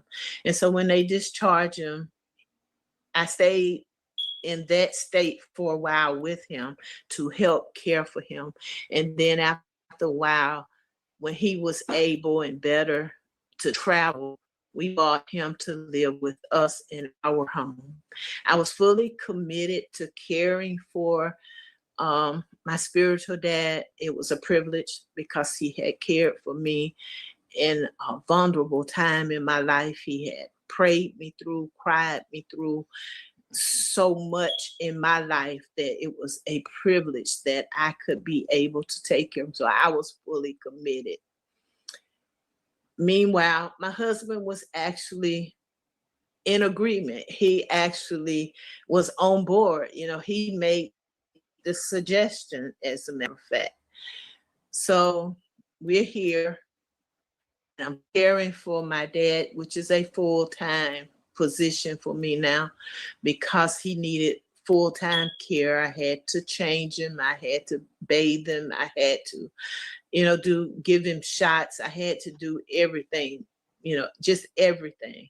So my husband is the only one that's working, and he was gone most of the time during this time, and I really didn't pay things no attention. It didn't really occur to me what he might have been doing besides working, or it didn't even occur to me that he was doing something other than what he say he was doing when he wasn't home.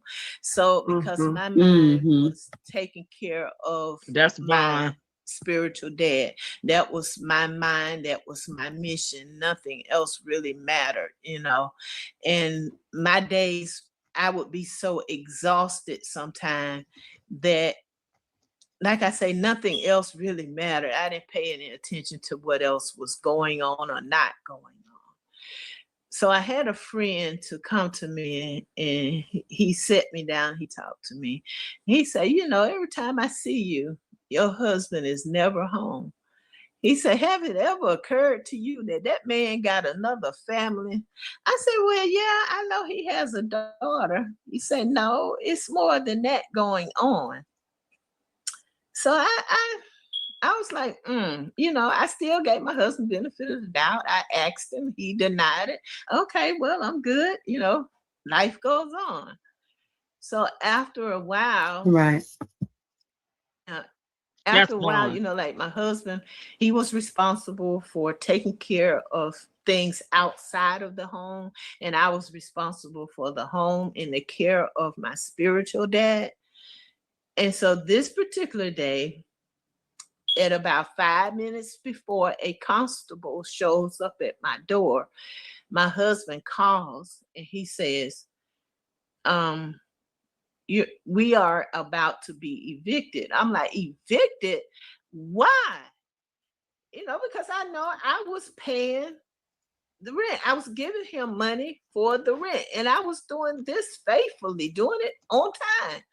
And so he tells me, you know, he comes up with this convoluted story that somebody in the rent office was taking the money, but they're only taking my money. They're only taking money for this apartment. So we went through the eviction. And for the first time, I had to separate from my spiritual father. I had to let him go live with my younger daughter in another state because I had to try to get life for me together. So I ended up homeless in a hotel room. And my husband had been gone for about a week. It didn't faze me. It didn't bother me. But what bothered me is that he was supposed to pay for my hotel room, and he wasn't there to pay for my hotel room. And I had no money. I really had no way of getting money because it was snow and ice on the ground. But he had called the hotel manager and told the hotel manager that he was coming in, because I expected the hotel manager just to tell me I had to leave at any moment. But nevertheless, my husband finally gets there to pay for the room. So when he comes to the room, I got an attitude, and I forget how I said it. I don't know whether I said it with bass in my voice or whether I said it, you know, just in general. But I remember asking him, where have you been? What is going on? And he got enraged. I mean, completely enraged. And he said, every time I turn around, you questioning me. You want to believe what everybody else say. He just went on and on and on. Well, I mean, where have you been? Can you explain that? And every time I would ask the question, where have you been? He got more enraged. He got so enraged that he took his fist and he punched me in the chest. And he hit me so hard, he broke the stent in my heart. And I began to have a massive heart attack. Lord, and I'm laying on the floor. I'm laying on the floor, and I'm begging him, please, please help me. Because when we argue, the first thing that he always does is disarm me of my phone. He will take my phone, throw it, just make sure that I don't have access to it. And I'm laying on the floor and I'm begging and I'm pleading, please help me, call 911.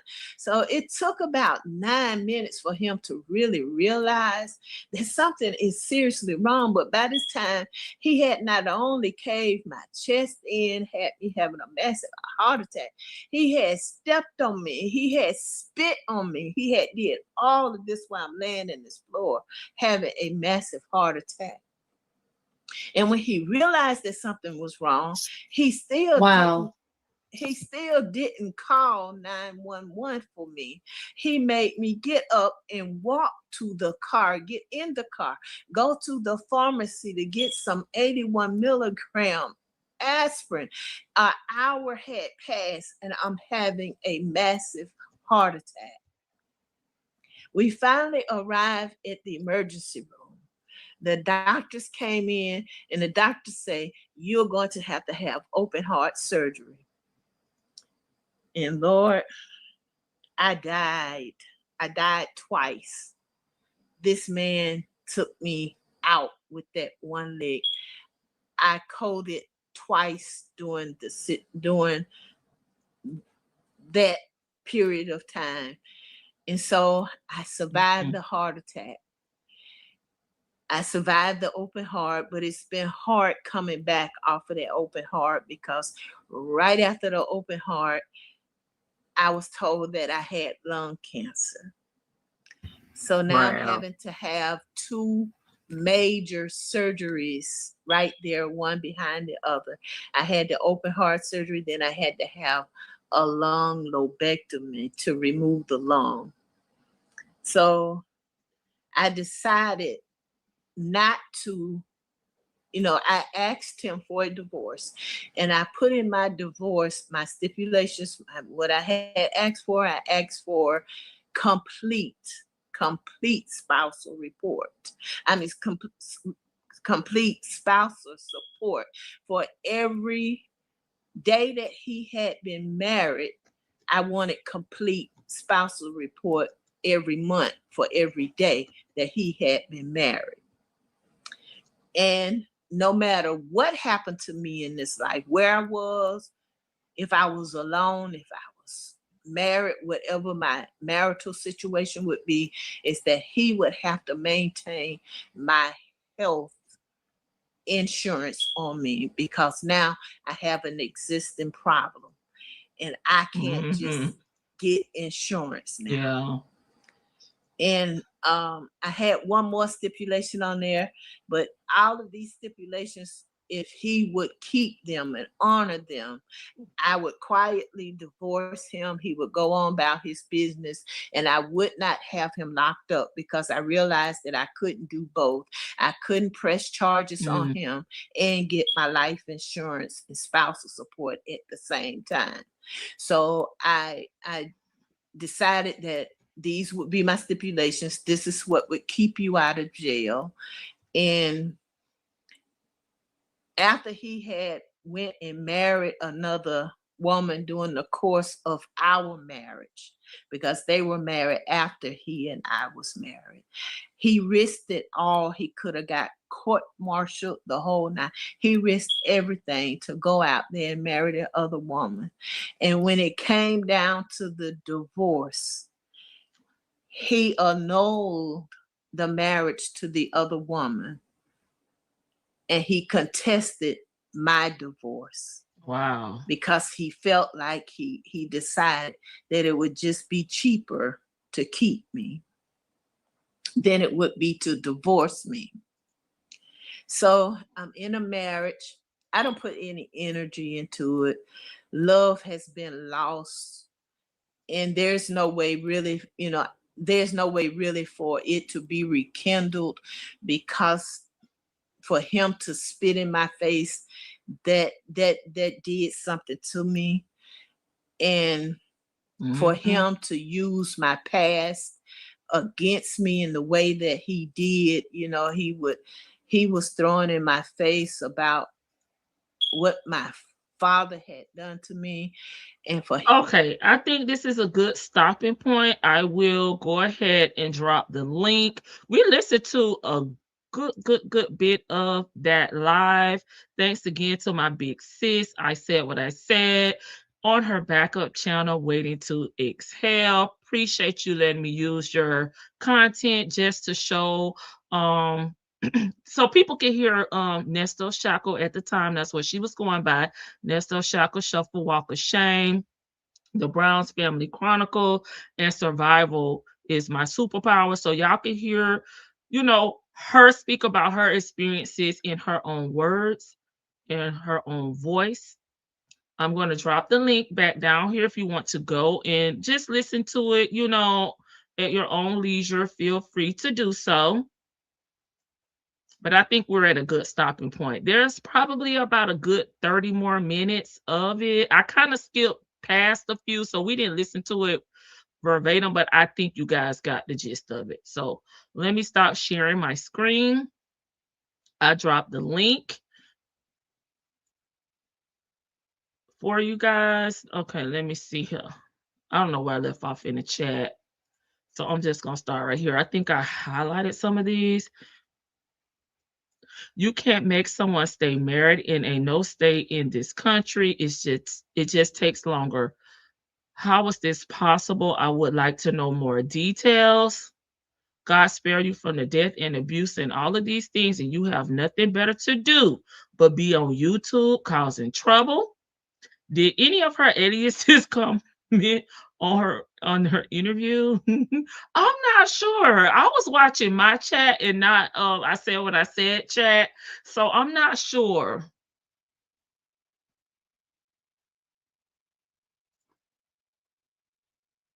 And this is not to make anybody change their mind, or anything, but a lot of people didn't know about the interview, and I just wanted to share it here on my channel, for individuals that did not know about it. But definitely go over there and check it out. She said in the chat many times, that her marriage is, and I'm putting this in my words, her marriage is a marriage of convenience. She don't care what he do, where he go. She don't care what trouble he may get in outside, as long as she gets her money, her insurance, and she's, able to stay in the home, things of that nature. You and me both, girl. Leo lady. I'm probably behind. So I did drop the link if anybody would like to come up here on the panel. If you don't want to type your thoughts, your response, your comment in the chat, feel free to come up. But in no way am I trying to get anybody to change their mind or anything. I'm just, adding another piece to the puzzle. And I do agree with everybody, if it is her that was sending this threatening, messages, emails, communications, I do not agree with that. I disagree with that. That should not be done. A lot of this stuff just need to stay on YouTube. And when the live ends, it ends. Don't get so deep and involved in this that you got to go threatening people, because I disagree with that. I disagree with that all the way around. So I want to be clear. I do not support bullying. I do not support, going outside of YouTube, threatening people, speaking about their family, their friends, none of those things. Because at the end of the day, I don't know Shirley. I don't know Ernest Williams. I don't know Sonya. I just know what I've heard in these calls. You know what I mean? And I don't want to have misplaced anger, because I'm going to put the blame where the blame need to be. And to me, it's with Ernesto Williams and all of his damn aliases, okay? Levert, Dog Williams, whoever the hell he said he is at the damn time, okay? And that was messed up, because that's who we're here speaking about. He is the one in jail. You know what I mean? And that's the content should be on him, not on the threatening people and sending people messages like that. That's not right to me. I don't like that. That goes for everyone. This is for entertainment purposes only. Okay. We have two panelists, guys. Let me pull up Vic to the Veil. She was here first, and then Shan, you're up next. But we caused all this shit. It's a scheme that Butt Week set up. Okay. That part. She's so silly. Can I give a little background, like one more time? No, I don't want to go. If you want to know the background, please go check out V. Lenore. That's what I was gonna say. Like, but I don't know. I don't want to get into that part. That's why I started where I started and I ended where I ended. Just okay. You want me to pull Shan up, or you? No. I'm just. It's that. I have questions in regards to like the story. Okay. Like just everything, because it's like I understand people who are survivors. They handle things quite. Everybody, there's a lot of different avenues you can go down. You can, you can just go down multiple avenues. You can become very promiscuous, etc. You can become very reclusive. But it's all these the male friends thing was kind of like you got all these male just you. I don't. It's a little bit bizarre to me. I have some questions about like the kids, where the kids at.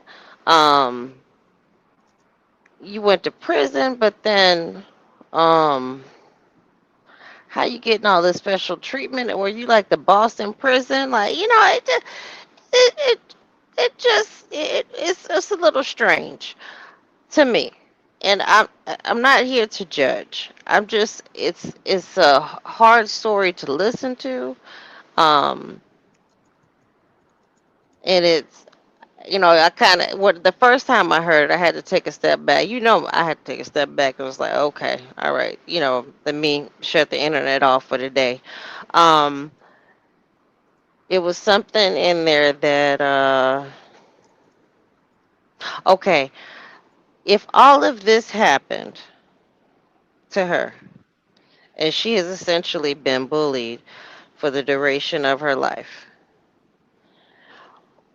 what what do you is if what is happening in current events, if You what is too. happening is true, what sense is it? I mean, like, are you trying to gain your power back by going after content creators?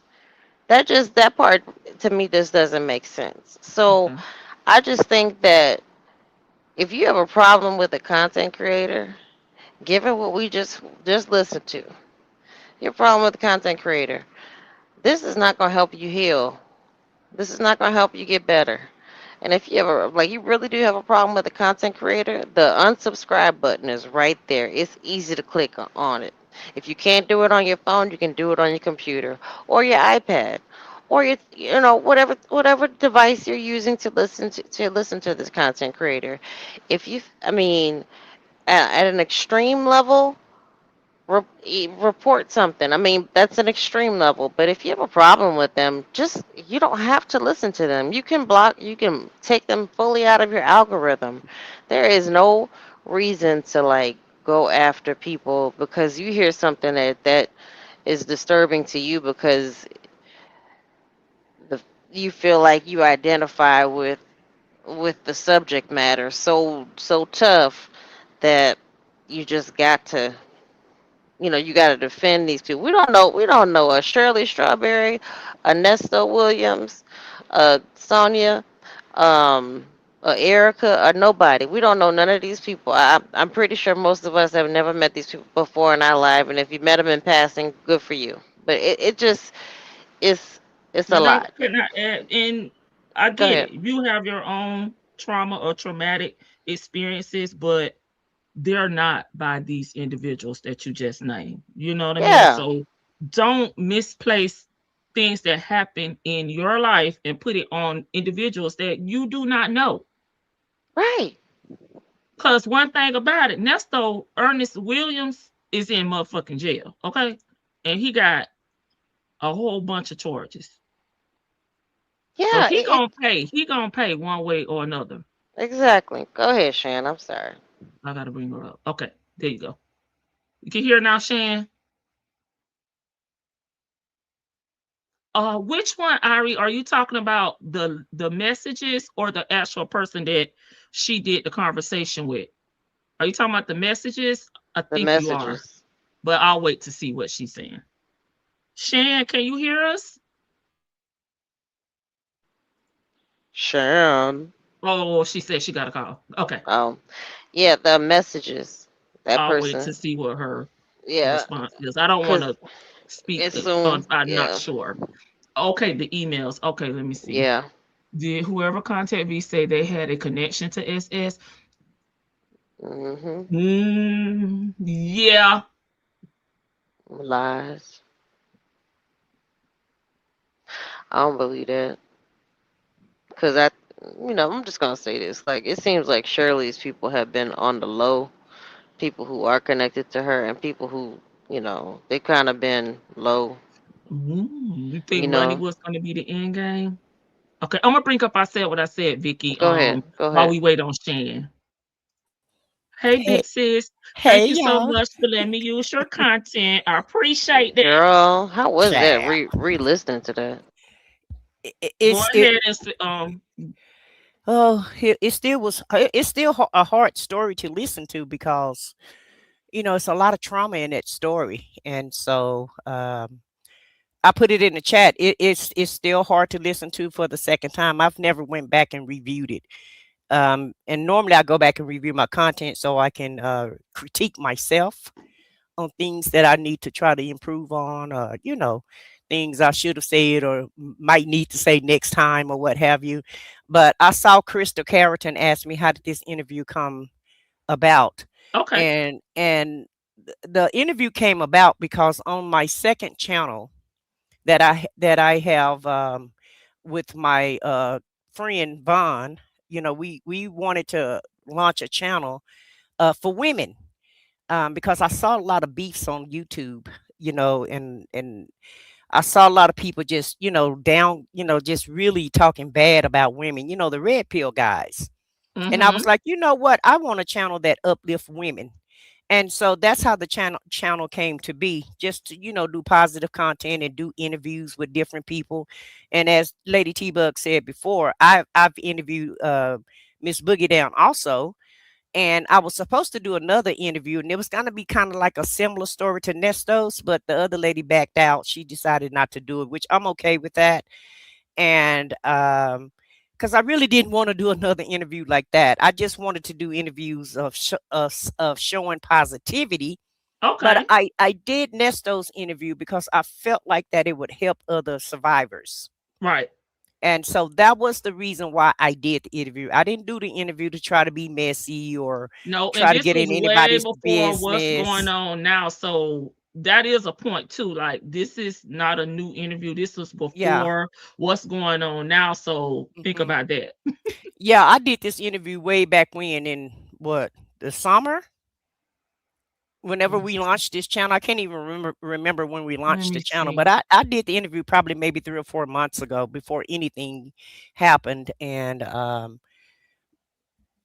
well, we did it in the winter. It was the winter, I think, when we launched this channel. I This can't, fell about this about interview. five or I'm six looking at, months ago. yeah, Yeah, yeah. that's about right.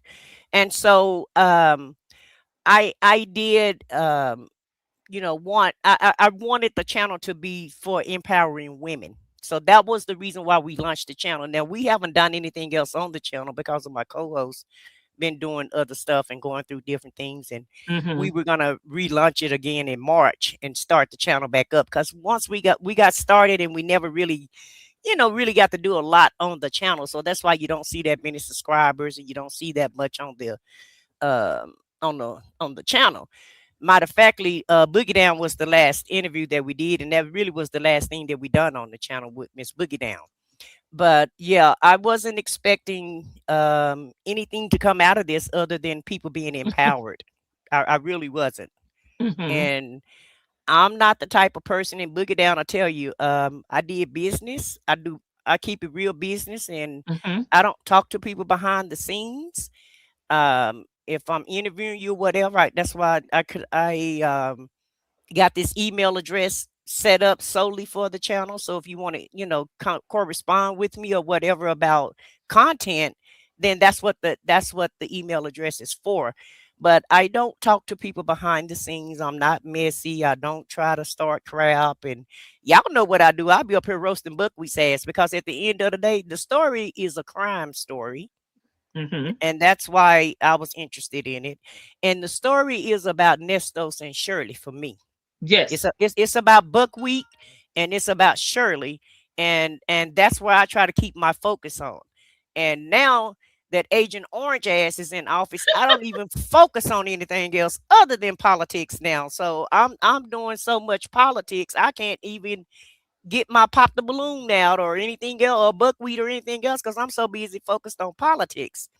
But I just thought it was I didn't really realize that how horrific the story was, because even with trying to get the interview together with her, I really didn't hear everything that she was going to say. But I did ask her, I told her, I said, well, just tell a little bit of the story. Try not to give too much information, and try to give us the surface part of the story, so that that we can understand your trauma, and and so Mm-hmm. that it can help empower people.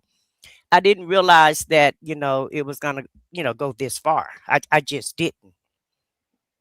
So I Okay. just wanted to come up here and vindicate my little self. And I appreciate you, big sis. I do. I got Shan waiting. So if you want to take a little break, and I bring Shan up. Sure, go ahead.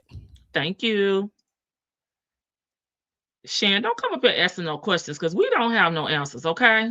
I ain't asked no questions. People probably gonna be mad at me because What? I'm going. Y'all know Hey, I gotta babe. be. Y'all know I gotta be different. So We just living. We just living. this is kind of hard, but I kind of don't believe her. I It's don't think just anyone's going to be upset with you about that. I don't like to do that to victims because I believe there's truth in the story.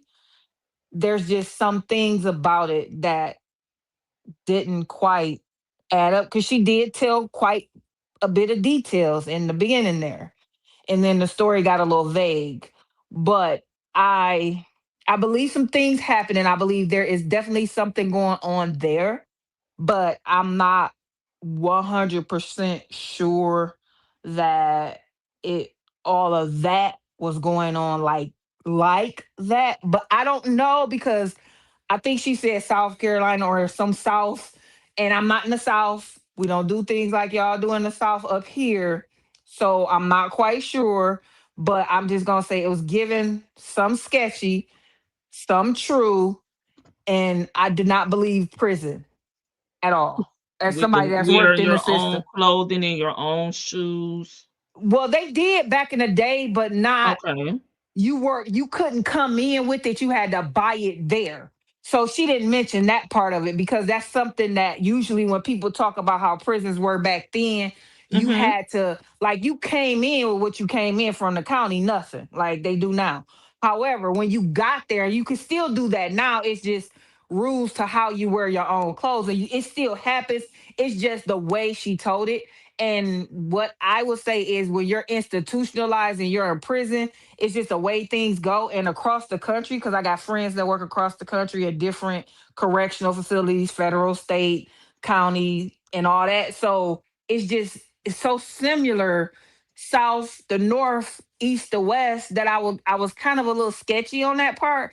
Mm-hmm. And how she described her process.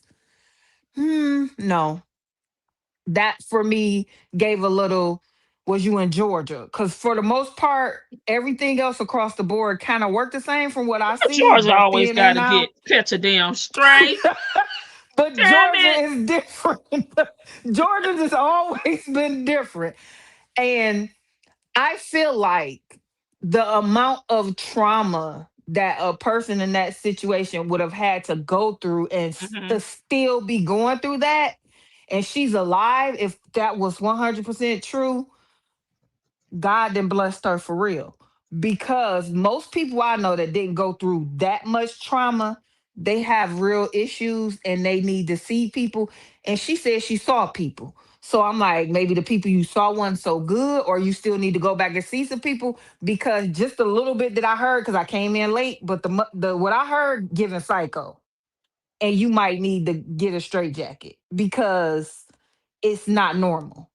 And your situation ain't normal, obviously, but I don't know. Just this is giving me some Cynthia vibes, and I don't know what to believe and what not to believe. So I'm just gonna stay in the middle and say I don't know. But it's given either way, true or not true. Sis needs some help, and I hope she get it because if it's not true, that's the issue. If it's true, that's the issue because you need some therapy. I don't care who you are. I feel like us in a community Mm-hmm. need therapy just to deal with life for real or an outlet because we go through a lot in our community just as being us. So if you being us, then you go through all that or even some of that, you need some help to get through it because obviously at your big age, because you over 40, we could all surmise that she seems to be over 40 and you She got some said in her issues 50s is when she in her 50s was when she got married in her second marriage. and definitely need some help. Definitely need some help because I'm gonna bring it back to how it all started. Our girl, SS, she needs some help too, even though she like 70, 80. I feel like, in my opinion, and that's my opinion, I feel like she needs some help because you chose Nesto and you went along with that. However, you was in it, you went along with it. So you need some help because I know everybody not gonna be like me, but you sat in that for at least 10 years of whatever you went through in that. And it don't seem normal either. So when things seem to be a bit abnormal, and I will say so myself, I've sought therapy several times throughout my life. And probably after listening to this, need to go talk to my therapist again because I go in and out because I feel like sometimes I'm cool for a minute. Now I need Mm-hmm. to go back and see the people because it's getting a little. I can see myself getting a little hints, you say. But this was a very sad story, and I couldn't listen to a lot of it because Okay. I do know some of those stories to be people that have actually went through them, Okay. and everybody responds differently. We'll say that, That's but true. we'll also say like it's giving you need help regardless to what you know what I'm saying. I believe anybody else believe people need help. And I really hope they get it because you out here wreaking havoc and all we trying to do is have some entertainment and fun. Cause I sure don't come to this here YouTube for nothing serious because I got a lot of serious stuff going on in the real world. So I come Right. here This to is have just the fun with outlet y'all. for us to have some Yeah. entertainment, to laugh, That part. because when, like I Yeah. said in the chat, when it comes to Ernest Lavert Williams and all his aliases, Entertainment. he has been to jail for his crimes and he is still in jail right now for his crimes. So I don't feel like, he been just skating through, and not, having to pay for his crimes legally. So he in jail. Hmm. He's in jail Yeah. where he need to be. Right. And I just feel like at some point people just have to use YouTube for what it's really intended. And they always say it's entertainment. Like they tell you don't come on here trying to get your real life hiccups done or your real life nothing here. Cause I love that I met y'all. I said what I said. We've been rocking for years. We go Yeah, we back was in another way back. sector. Yes. We go way back, and we was having fun over there too. And when it got too tense, guess what we did? We left. We We bounced. We deuces. bounced. To the left, to the left, to the Tucked left. up them deuces and bounced. Right. Cause I didn't come here for all that. I came here just to laugh and I like to, since I'm retired, give my little legalese here and there, but it take me back nostalgic or whatever. But that's entertainment too. Cause I'm not professionally supposed to be out here doing that. So I'm just out here just entertainment and saying little stuff and little because I would never been this free and open at work. I've been fired a long time ago. So it's like I come here for the entertainment. I got a whole husband with kids and grandkids and sister. I ain't got time. I got time to be up here on the YouTube with you people doing all this stuff because I was a little confused until today as to what was really going on. Now Yeah, I and I see this. didn't really. Yeah, and you came in late too, so you didn't. Even though Mhm. I didn't go into details, I think a lot of people Yeah, caught the on to yeah what. the chat got me up because now I'm like aliases. Now I gotta go back. I mean, like we Okay. really doing that? Like, come on now. Like at your big age, because if you got married after 50, really? Like, come on, girl, come on. Like you out here with aliases and you harassing people with the alias. Okay, if you got aliases just to come on in and be nosy and be a little kiki and ha ha and but you really out here doing stuff with that crap. Like, do you know you nestoing out here for real? Like, honey, that's fraud, identity theft. Like, what are you doing? Like if somebody really wants to get serious, what are you doing? That's why we see a lot of this stuff getting tense out here in the YouTube streets. Like, Yeah. girl, Yeah. chill. Like, oh my God. But I enjoy you ladies. I like all the entertainment. I hate when it gets tense and when Miss Boogie Down was having her emotional moment. I'm all for showing your emotions, but I don't like it because we're not here for that. And I was really kind of getting a little perturbed by that because she's turning our safe, fun space into something else. And I don't want to have to bounce again and go find somewhere else because I want to at least follow it through to the trial. You know what I'm saying? So come on, y'all. Let's. Oh hell no, we not having that. Ain't nobody going nowhere. We ain't stopping nothing. Oh hell no, we gonna be right back on Buckwheat's ass because he's the culprit. Yes. Right. It's a scheme that Buckwheat set up to try to get all of us. That Buckwheat set up to try to get all of us to fight each other. We're not having that. We're not having that over Right. here. No, ma'am. Right.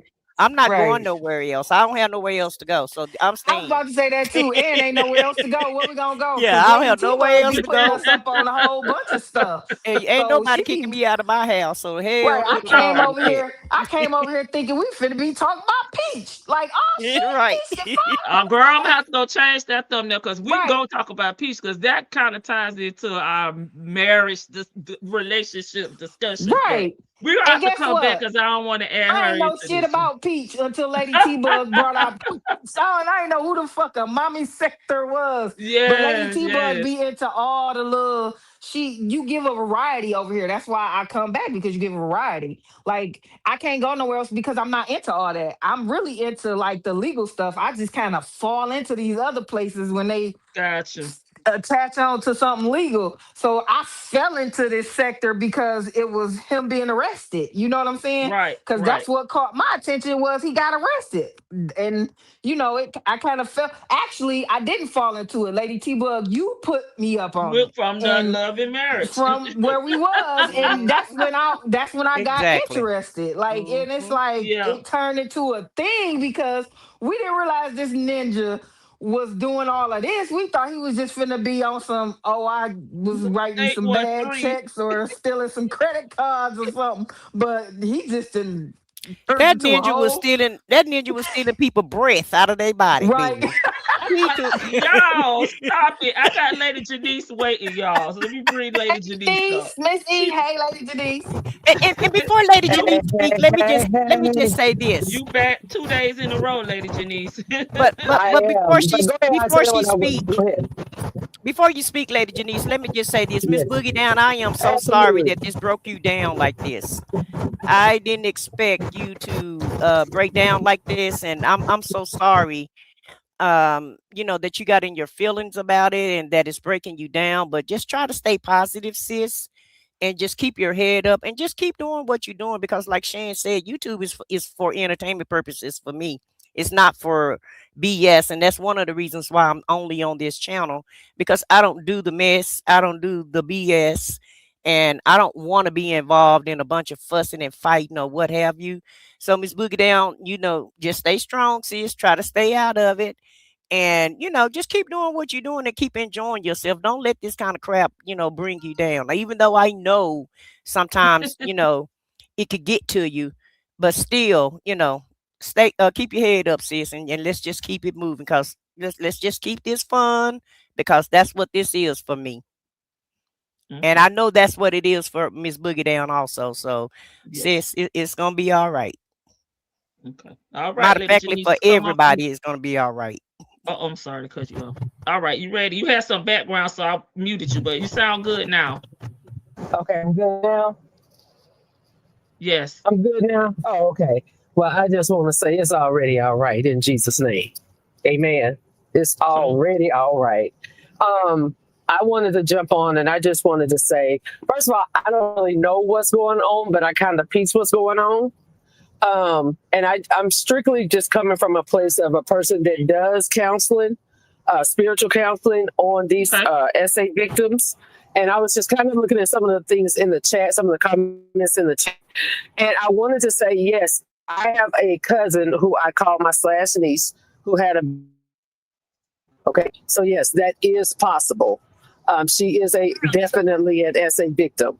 And I know when I've been mentoring and counseling her for years, and some things do get distorted over the course of time. When you are suffering from that type of trauma, and as deep as that trauma was, sometimes the enemy will come in. I call it, they present or create a fantasy from a place of traumatic silence. That's what it is. That, in my opinion, that's just something I made up. That's what I believe. Because some things you want answers to, and when you don't have those answers, you start to create your own answers, right? Gotcha. So when I talk to her, sometimes she'll say something, and I'll be like, "Baby, where did you get that from?" And she said, she'll say, such and such, and I'll tell her that never happened. And only reason why I can say it never happened because I was there. I only comment on the things that I was there to see and there to witness because I know how Satan wants to come in and mess up the mind and keep division amongst the family, right? And so she has created several fantasies, or I'm gonna say I ain't gonna call it fantasies, I'm gonna call it untruths in her mind that has happened to her. And the enemy had made her think that, this person didn't care and this person didn't stand up for her. And when she was a kid and this, that, and the third. So she had all of that energy, that anger placed in the wrong area. So I have been debunking that. And she's going to do a live with me, but I have to get her in a place where she can separate reality from things that she has created in her mind. Now, I don't take away from her truths or her pain or her trauma because it happened. I know that for a fact it happened. But I said all that to say, even just listening to the interview that I said what I said, you did very good, might I add. Very calm, very interested. My attention span, we got to pray about. But listening to what I did listen to,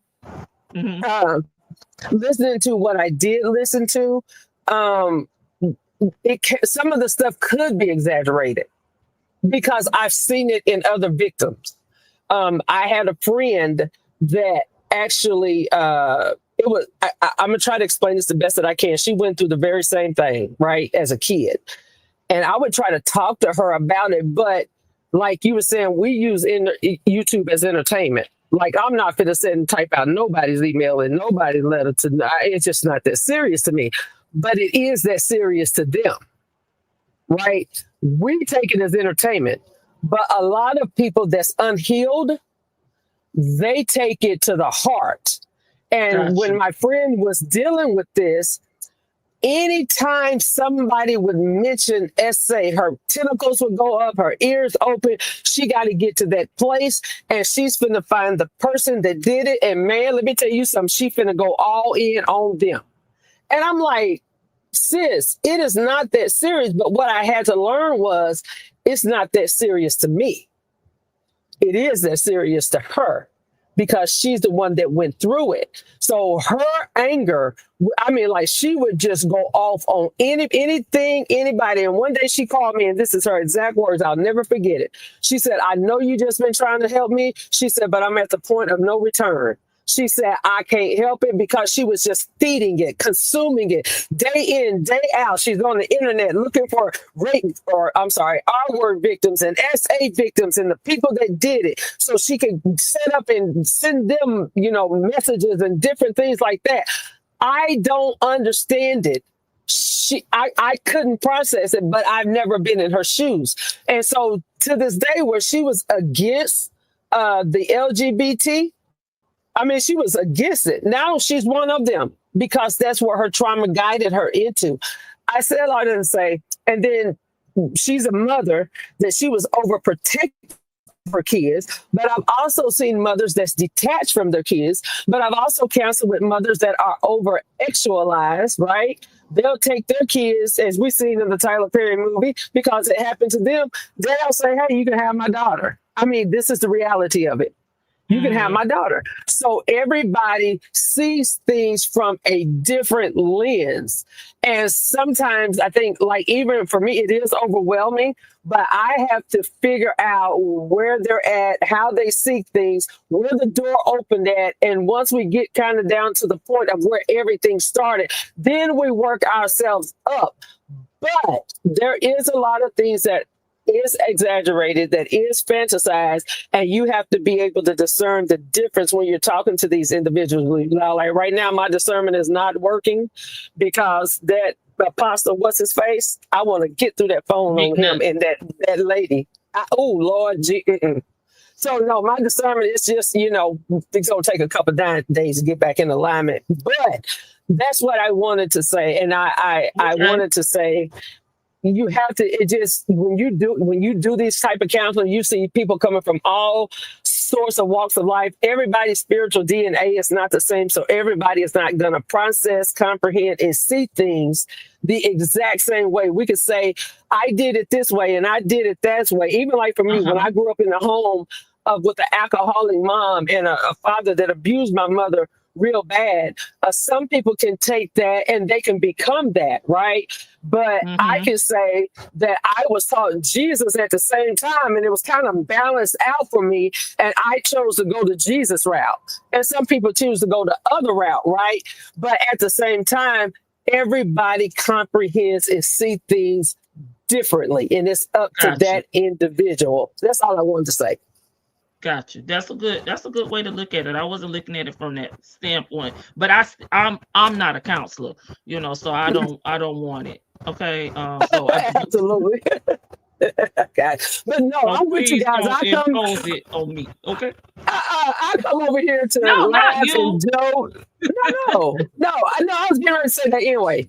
I do. I come to laugh and joke and to have fun and get a good kiki. That's all that it is for me. I do not take a lot of stuff seriously, but when it comes to the church business and that low life that I saw, I take that very seriously. Okay, that's all I got. Right. They say, you want to team up with Jedediah to help him? Jedediah, he definitely needs some help. He showed up. I heard him cut somebody out yesterday. I said, "Oh, wait a minute, wait, Jesus." He's talking about that. Jedediah is inserting himself in that McNutt case. For sure. He insert himself in everything, don't he? He want to. He just go around. To me, he's an insider. To me, he's an insider, and that's insider as INCITER, insider. He goes around causing ruckus because that's what he does. Even when he tries to be like semi-peaceful, he still cause ruckus because that's not how you get things done no more. You don't have to cause ruckus if you know the process and to get in the process and try to do it that way first. Now, if that don't work, do what you do, but you got to start somewhere. And I agree with Lady Janice too. Like, everybody responds differently, but one thing I can say is there are certain responses that I've seen that are kind of similar in situations because everybody deals with things differently. Because I wholeheartedly disagree when I see people say, well, you're not acting like a grieving person would act. Everybody grieve different. Everybody does things differently, but I consider myself a people watcher because that was my job, to watch the folks and to pay attention to detail. So I see that it's certain things that generally do happen, but it don't have to happen with everybody. But there's also certain things that make you say about people, and usually that is right, because I'm gonna tell y'all, when I first saw this interview, I was already saying and I couldn't get all the way through it. Today was the most I've listened to it because I was saying too much. So I don't like to do that to victims and people that have been through stuff, because I ain't been through that stuff. That's a lot. So like I said, I had to kind of step back because you don't do people like that, because you don't know how folks gonna respond. But obviously I was right a little bit, because this just kind of proved me my was a little like something going on here. It might not have been that, but I knew it was something going on here. And I feel like it's sad for you to come into our entertaining space with the bull jive. You know what I'm saying? Like, we come here for an outlet from our other stuff, and you here doing something totally different than what we here for. And you just skedaddle with that, because go somewhere else, because they have places for that. This ain't it. So you don't think Erica Kirk grieving the way she grieved? I know I'm trying to change it. I just wanted to know about Erica Kirk because, at the end of the day, that heifer when took over the business like 1 week after her man was in the dirt. He wasn't even, settled in good. My response to that is what my response was to him. My response to that is to what my response is. No offense, because it's going to offend people. They the devil. That's how I'm gonna leave that though. I let that lie right there because I ain't messing with the devil. I'm gonna let the devil lie. Let him lie.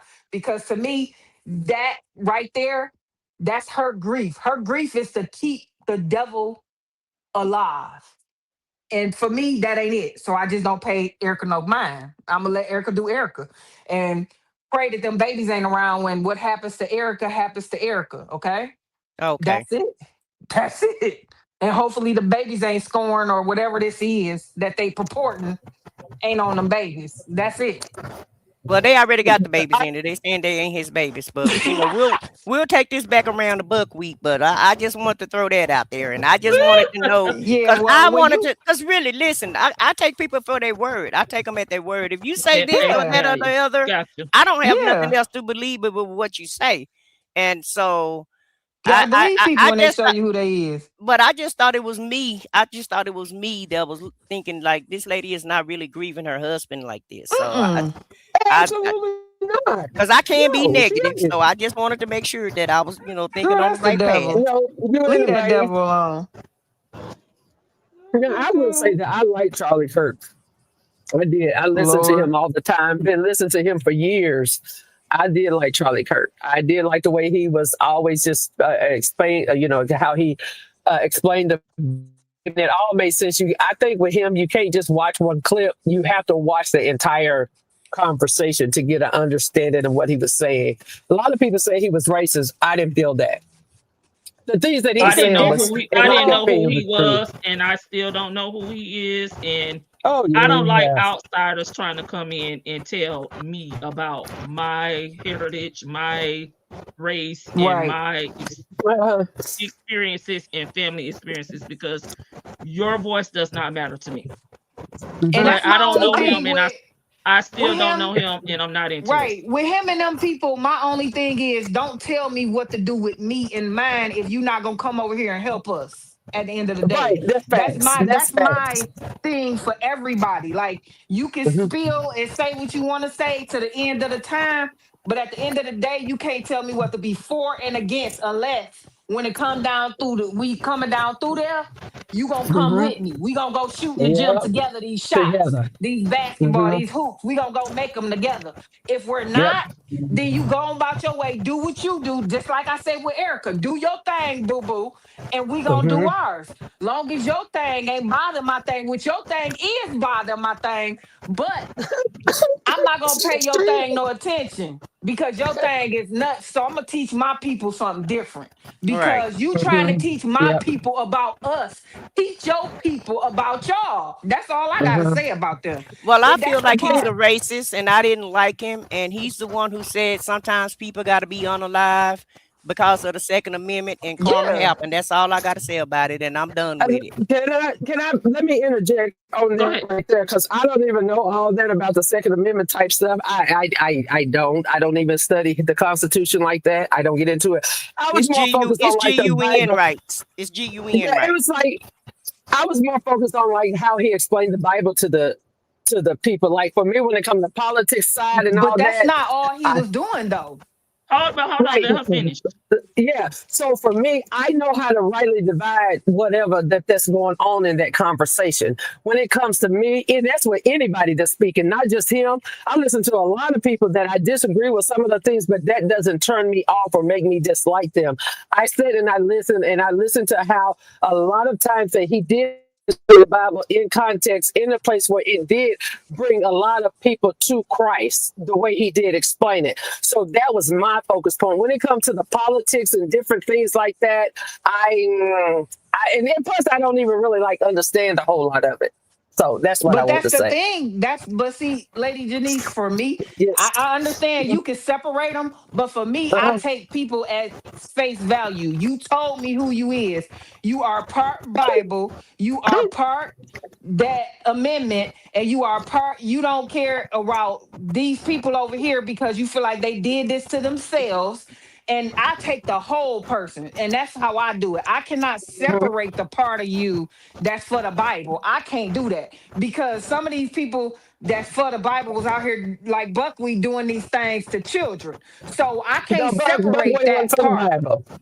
Voting Yeah, for they wasn't for the Bible. but they brought people to the church as well. So I can't say because you brought people to the church, I'm gonna not pay attention to this part of you because I saw the whole picture of him. I didn't really know who he was, but I've seen and heard some of the stuff he said. And for me, he was just telling me what he about. And yes, you may have brought people to the church, but if you brought them to the church of the mindset that me and my people are beneath you because of just this, because where our community is, that's not right. I don't care who you It's are. just like That's not buckwheat. right. It's just like buckwheat. You're pimping God for your own personal use. That's what he Yep. did, in my opinion. So yeah, Shan, don't bring people to the church based on racism, hatred, anger, and to me that's what he Confusion. preached. Yeah, and see, they know, and this is no offense to the church because I'm back in the church now, but they already know you could take advantage of church people. Church people are some of the nicest people. They'll forgive you for Yeah. any and everything. Yes. And he already knew that, you can go to the church and you can bring anything in the church and they'll forgive you. And so in my opinion, you was a predator of the church. You preyed on people, and you're teaching people to be racist, and you got what you got. And Yep. now, And that buckwheat. I Look didn't at get that. buckwheat. huh? I didn't But get that see, from him. Like I said, I've been listening to Charlie Kirk for years. But I also have to tell you, like I said earlier, I'm not into politics like that. So even if he was talking but about this amendment, that amendment, let me hold on. If he was talking about this amendment or that amendment, that right there, I can't engage in that. But what I can say is when he's telling these young people about Christ, that Christ loved them and Christ died for them. This and all these, I'm talking about on the college campus, right? He's telling these people about college and what he gives them, it depends on what they ask him. So they have right, the but ability to ask the questions, and his response is based up on whatever. If in my opinion, if I'm looking for a perfect person, I'm not going to find that in anybody. So if I'm listening at him give a scripture, Bible to these people, and it's causing them to come to Christ, I didn't say to the church, but it's causing them to come to Christ or even planting a seed of Christ. This is the part that I take to as far as like the amendments and all this, that, and the stuff. Y'all can have that. I just ain't into it. I never have been into it. And I don't even know what it's, really what a lot of it is about. That's just what I wanted to say. my question And is after this: this, we're gonna move on because I don't do I only politics at got one all. question, and then I'm gonna bring Buckwheat into it because this ties right into him.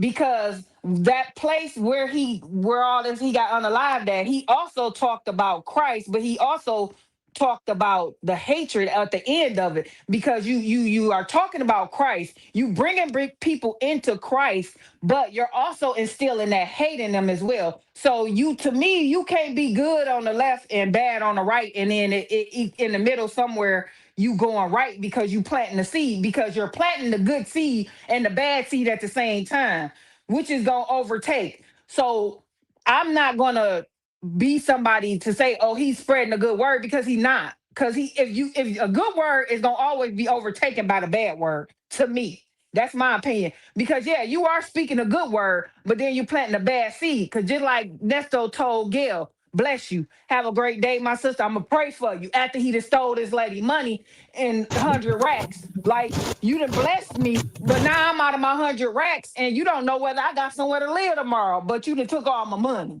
Like, that's kind of a double-edged Backhanded. sword, Okay. can you say? Yeah. Because you're speaking good on the left and bad on the right, because you giving me blessings and you're bringing me over and I'm listening to this part, but while I'm listening to that, you're up here dagging me in my back and I'm bleeding. You know what I'm saying? Because at the end of the day, I'm gonna bleed out. You may have gave me a good message on the front, but on the back, I'm bleeding out. So I I don't know. I can't would have to listen to distinguish. the message. I would I have to need you to listen to the listen to a message. whole message. I need you to listen I've to a whole listened. message. No, no, Okay, no. we're gonna move on. I've listened to a lot of his message. I'm saying I haven't listened to that one that you're talking about.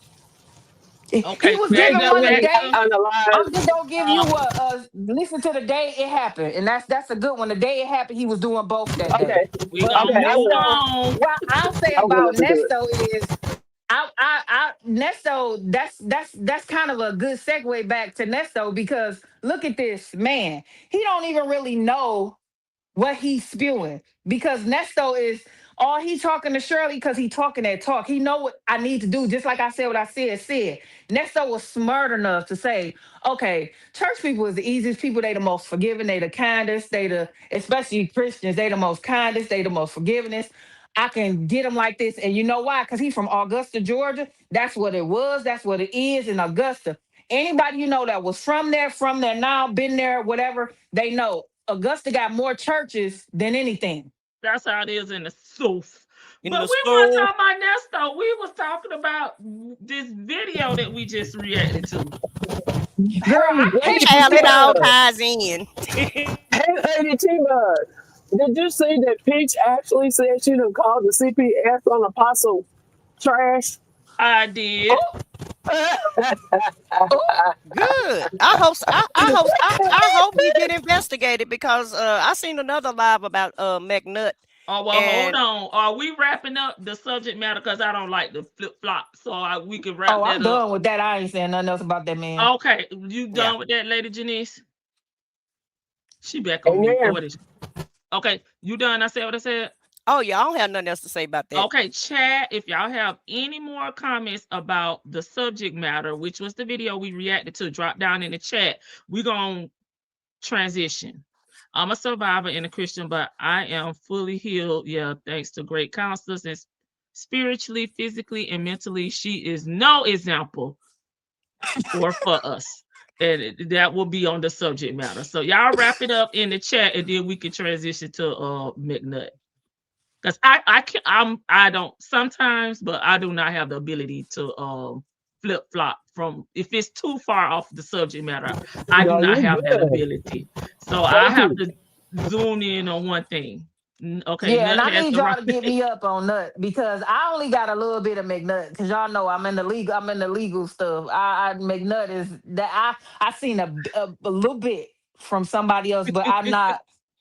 I was kind of confused because I'm like, whoa. I don't really know the back because I'm not going back to dig back in. I don't, first of all, have that kind of time, but I did bring it to the front porch through Jedediah. Okay. And that's why Lady Janice had done went over there, baby, before I could get her the warning. And she came back like, where the hell did you send me at? She said like that. I said, that's my words. Right. Well, I went down the damn rabbit hole. Okay. I looked at 2 or 3 videos. And I'm watching everybody. You know, it's becoming a big story now. And everybody is doing commentary on it now. And so McNutt better watch out, because his days are numbered.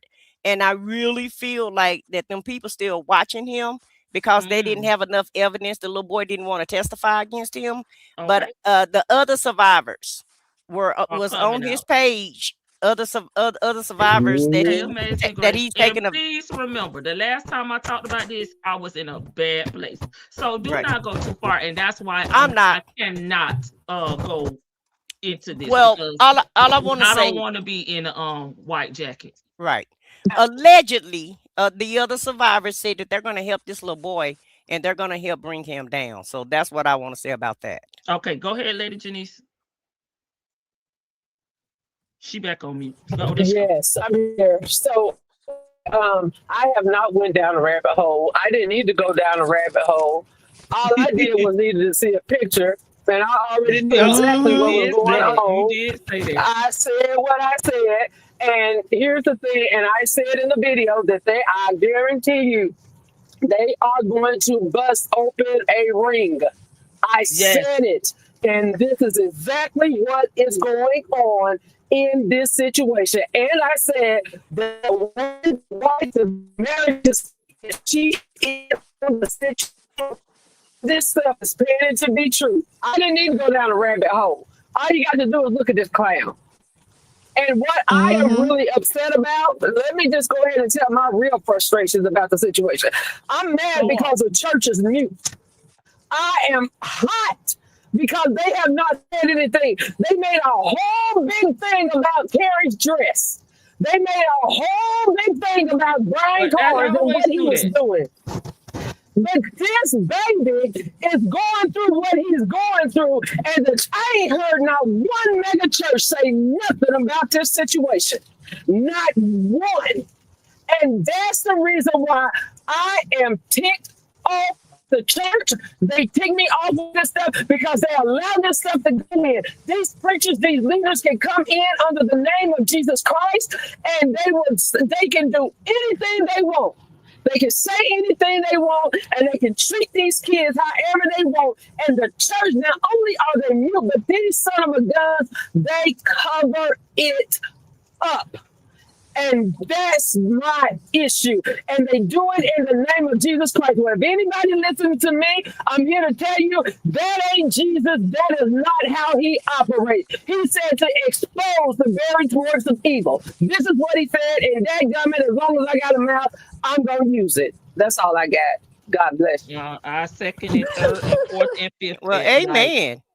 Hallelujah. They was coming forth defending Sister Kitty, okay? But they on mute now. They're definitely on mute. Lady Janice, what do you think about the lady that was on Jad yesterday? Okay, so she I kind think of it's had part my head. 5. Yeah, she kind of had my head hurting. Okay, because number one, why are you a member here? Okay, I kind of understood that she said she became a member, and Lady T, but help me if I'm right or wrong, that she became a member so that she could watch Cameron.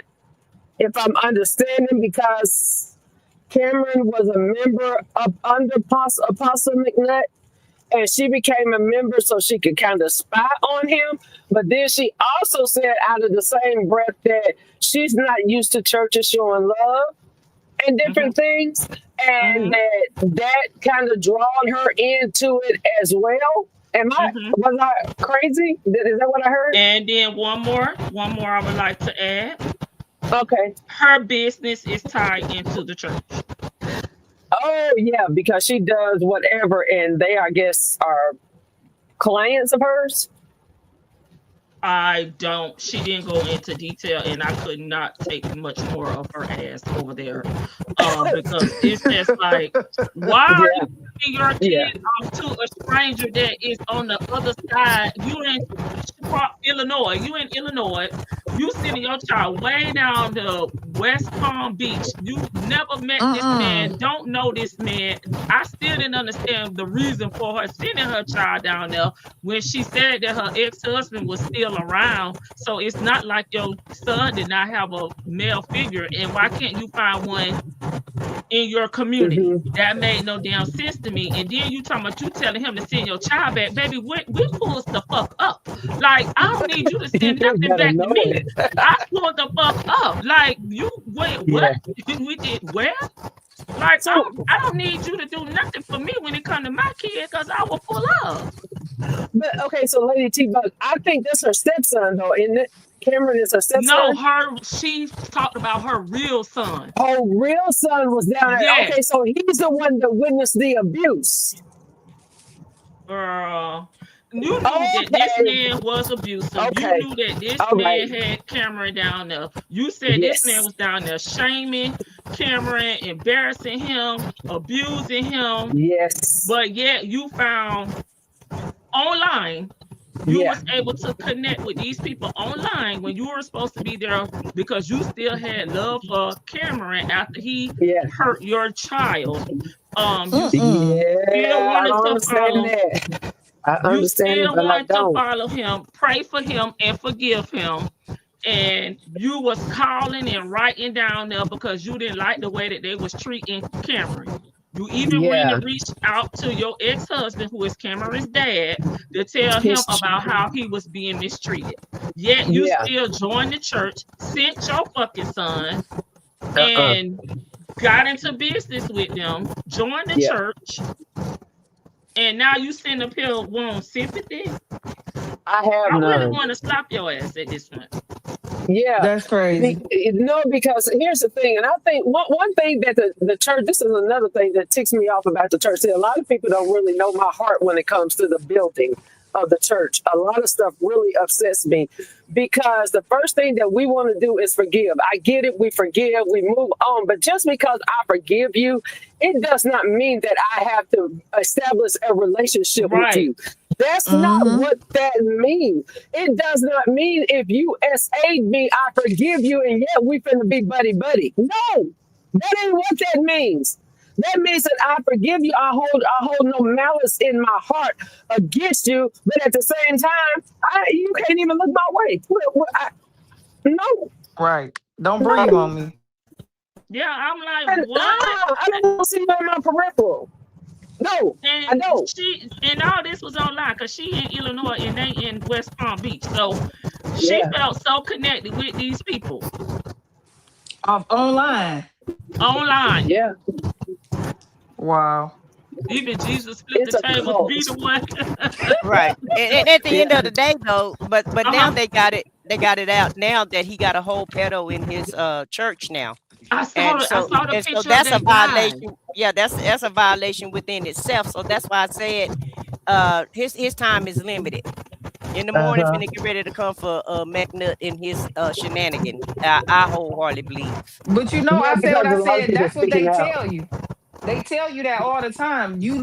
Once these people get away with something, they not smart enough to say I done got away with it. Let me go ahead and move on because this ain't it. Because next time I'm gonna get caught. Because now they know the blueprint. They know what I'm out here trying to do. Right. They keep doing it. That's so dumb. You keep doing it and get what's the boy cash out? They didn't find you the first time. Then you know they watching you. We no longer talk about Ernesto anymore. We moved on to McNutt. No, I'm saying about. No, I'm talking about the chat. I got you sharing. You Oh. know, you good sharing shit. Somebody tell me what all this got to do with Ernesto? I'm not sure though if she's back in the chat or current, but we shut down the discussion that we're having. Now we're talking about McNutt. Yeah, because he got cleared, but you know that's just like with the other people. Once they get, they own to you. They looking at you for a specific reason. You gonna keep doing it? Like what? Like, because that's where I was kind of like, I had only seen a little bit. He's a narc. He's a narcissist. Oh yes, I agree with that.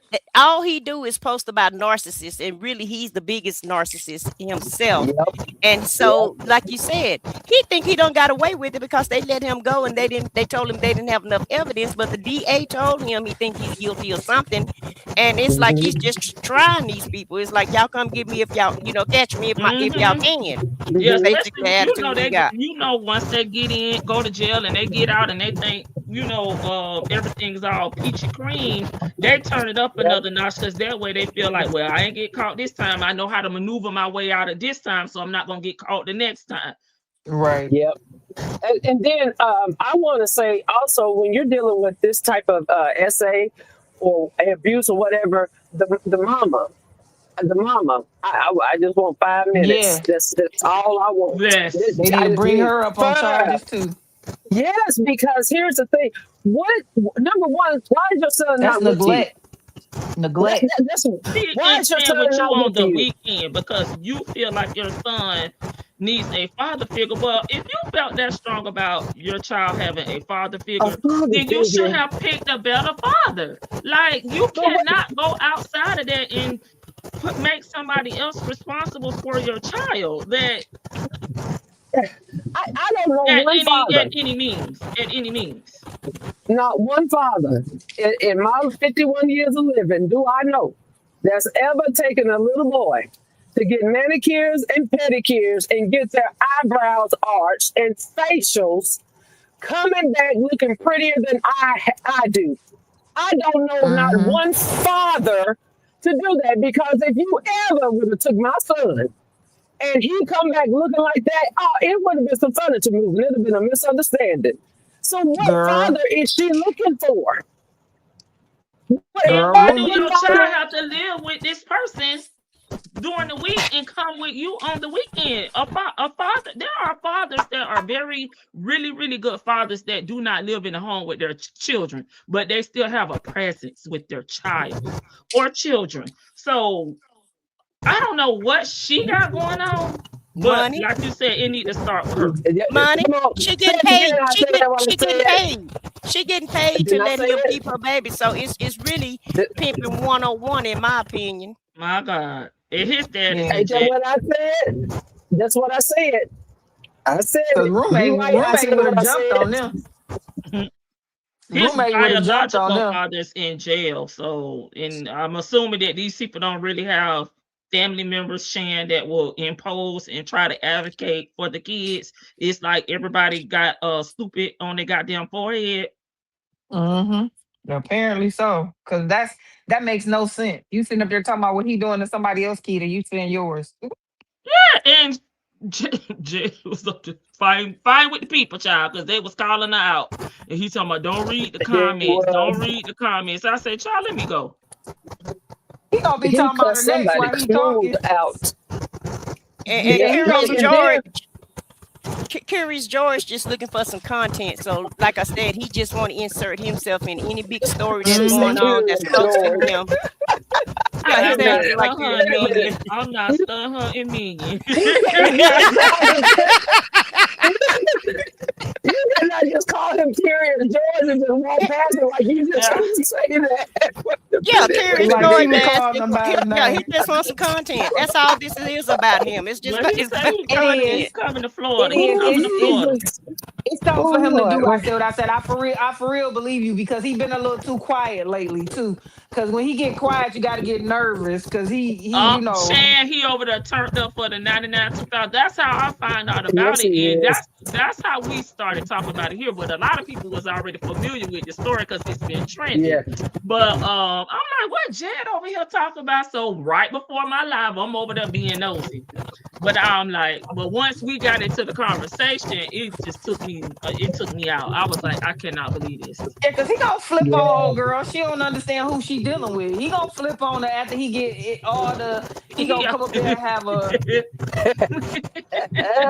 Cause that Look, boy, Lady Denise like, man. oh, I see. Yeah, I'm listening too. But I did want to say too, I also said this about the young man. Now, this is before I knew he was looking up a Pow Pow. I didn't know because I didn't watch the video. They better watch him because I said he's given, I don't know, Law and Order did a episode on Henry when Henry was a sociopath. As a kid. And they did another one when he got older. He came through and he unalived everybody. He got Are you back unalived in everybody. the Yeah. She must be back in the chat. This is what he's giving me if they don't get that baby some help because he doesn't have any emotions. All of that is gone. He's empty. If you look at him, Yeah, when he did that video, yeah. Yes, he's empty. And so they definitely better give him some help. And then when it comes to that ring of those type of people, they groom those kids. And when they are like in an organization or an association type thing, they have to put those kids on camera and send to their superiors to let them know, that to show that they are taking care of their victims, basically, is what it is. And they force the kids to do like a video of how much they love them and how much they adore them and and they send it to their whoever the head of the organization is to let them know that they are taking care of the kids. It's sickening. It's disgusting. And then he also Jed mentioned a famous person's name that's a gospel artist in is one of his things. This is not the first time, and you can go listen to Jed. I'm not going to say her name. This is not the first time I have heard her name come up in this type of behavior. Which part this was discussed? Because I think he on I part think five. it's 4. Okay, I think it was 4. 4, yeah. Yeah, he talked about famous names that was mentioned. This is not the first time that I have heard her name come up. In this particular type of situation. And he said there are several other gospel artists and preachers that's in it. There is one particular preacher that I heard about as well, and I told this guy, and he refused to believe it. But I believe y'all getting ready to find out who it is if they continue to dig. But Lady That's Janice, all I'm gonna say. a lot of churches just hide behind the cloth and they're allowing this stuff to go on, especially in the And they make Catholic me Church. sick. Make me And sick. and I said the same thing on another panel just the other night because I was on another channel and we were talking about it. And I said the same thing. McNutt better put a damn lock on his door. It looked like this little boy is becoming unhinged from what he was doing at Yes. school. And Yes. they creating a whole monster is basically what they're doing. And I feel like this little boy is going to retaliate against them. If somebody You don't better intervene say pretty it. quickly, homeboy better have a lock on his door. You better say it. You better say it. What's the other little boy name that's there with him? It's two of them that be in the photos with them. Cameron, and did you see that weird video? No, it's that more he than did? one. What's the other little boy name? I it's know another Cameron name. little boy. It'd be two boys in those photos. Yeah, I saw that other little boy. I don't know who that other Yeah. little boy is. I never heard them say their name, but I just know this is gonna have to come either, somebody need to intervene really quickly because my whole thing is this child has been traumatized his whole life, and then y'all gonna mess the rest of his life up because y'all gonna cause him allegedly to commit something, I feel like the little boy is going to do something to McNutt and then the rest of his life is going to be messed up. So in my opinion, I don't know, Vicky. Do anybody know? I just I only don't hear them. know. I don't know. But I feel like they setting this little boy up for failure big time.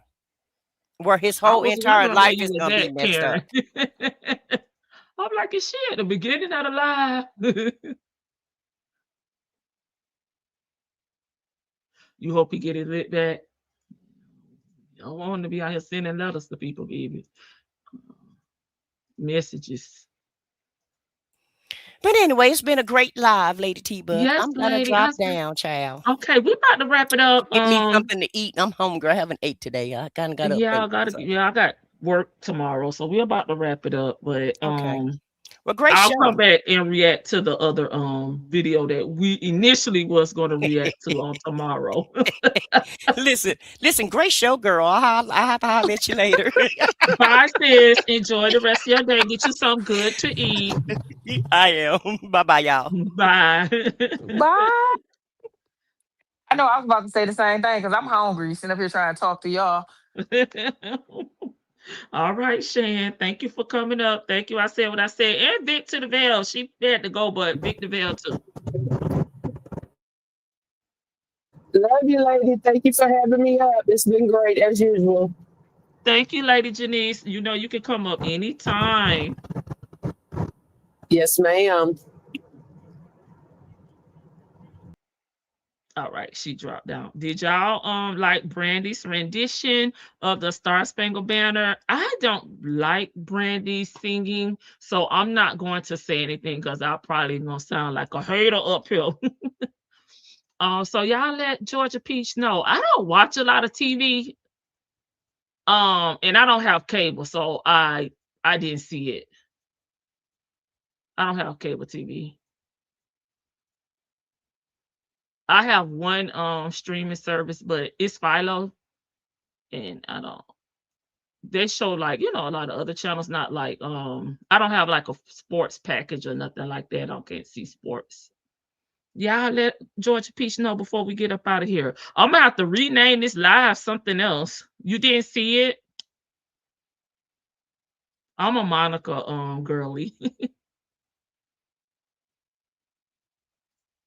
You didn't watch it? Got a clip on IG. Okay.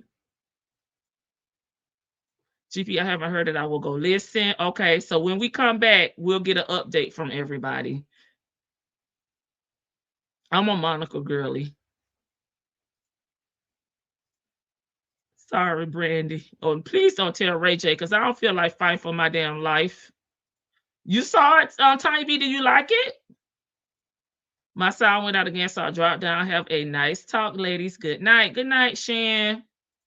I thought it was just me that I don't care for Brandy's voice, but the rendition was all right. Okay, yeah. I'm like, I don't hear what, maybe I'm tone deaf. I don't hear it. I love Brandy, but not really. You didn't really like it, but she do like Brandy. Butterfly star. All right, y'all. I gotta go back and rename this live because we was actually gonna react to Ernesto's video and talk about Peach. But we're gonna have to run that back tomorrow, okay? Because I ain't coming back tonight, damn it. This is too much. I'm finna go have me a damn drink. Where Tony at? Bye, y'all, and thanks to everybody. Let me run the money. It was someone else that joined the membership, and I missed them. But thank you so much for supporting the front porch. I'm sorry if I missed you. Thank you, allegedly. You know, the street's about to be hot. It was different. I'm sure they had to make it different. I'm just kidding. Georgia Peach. Good night, bank. 7:30 in an hour. I'm gonna hit you up. You had to leave. Was too much again. That's okay. We'll be back to our regular scheduled content, keeping it funny, the laughs. Okay. We'll be back. Bye, y'all.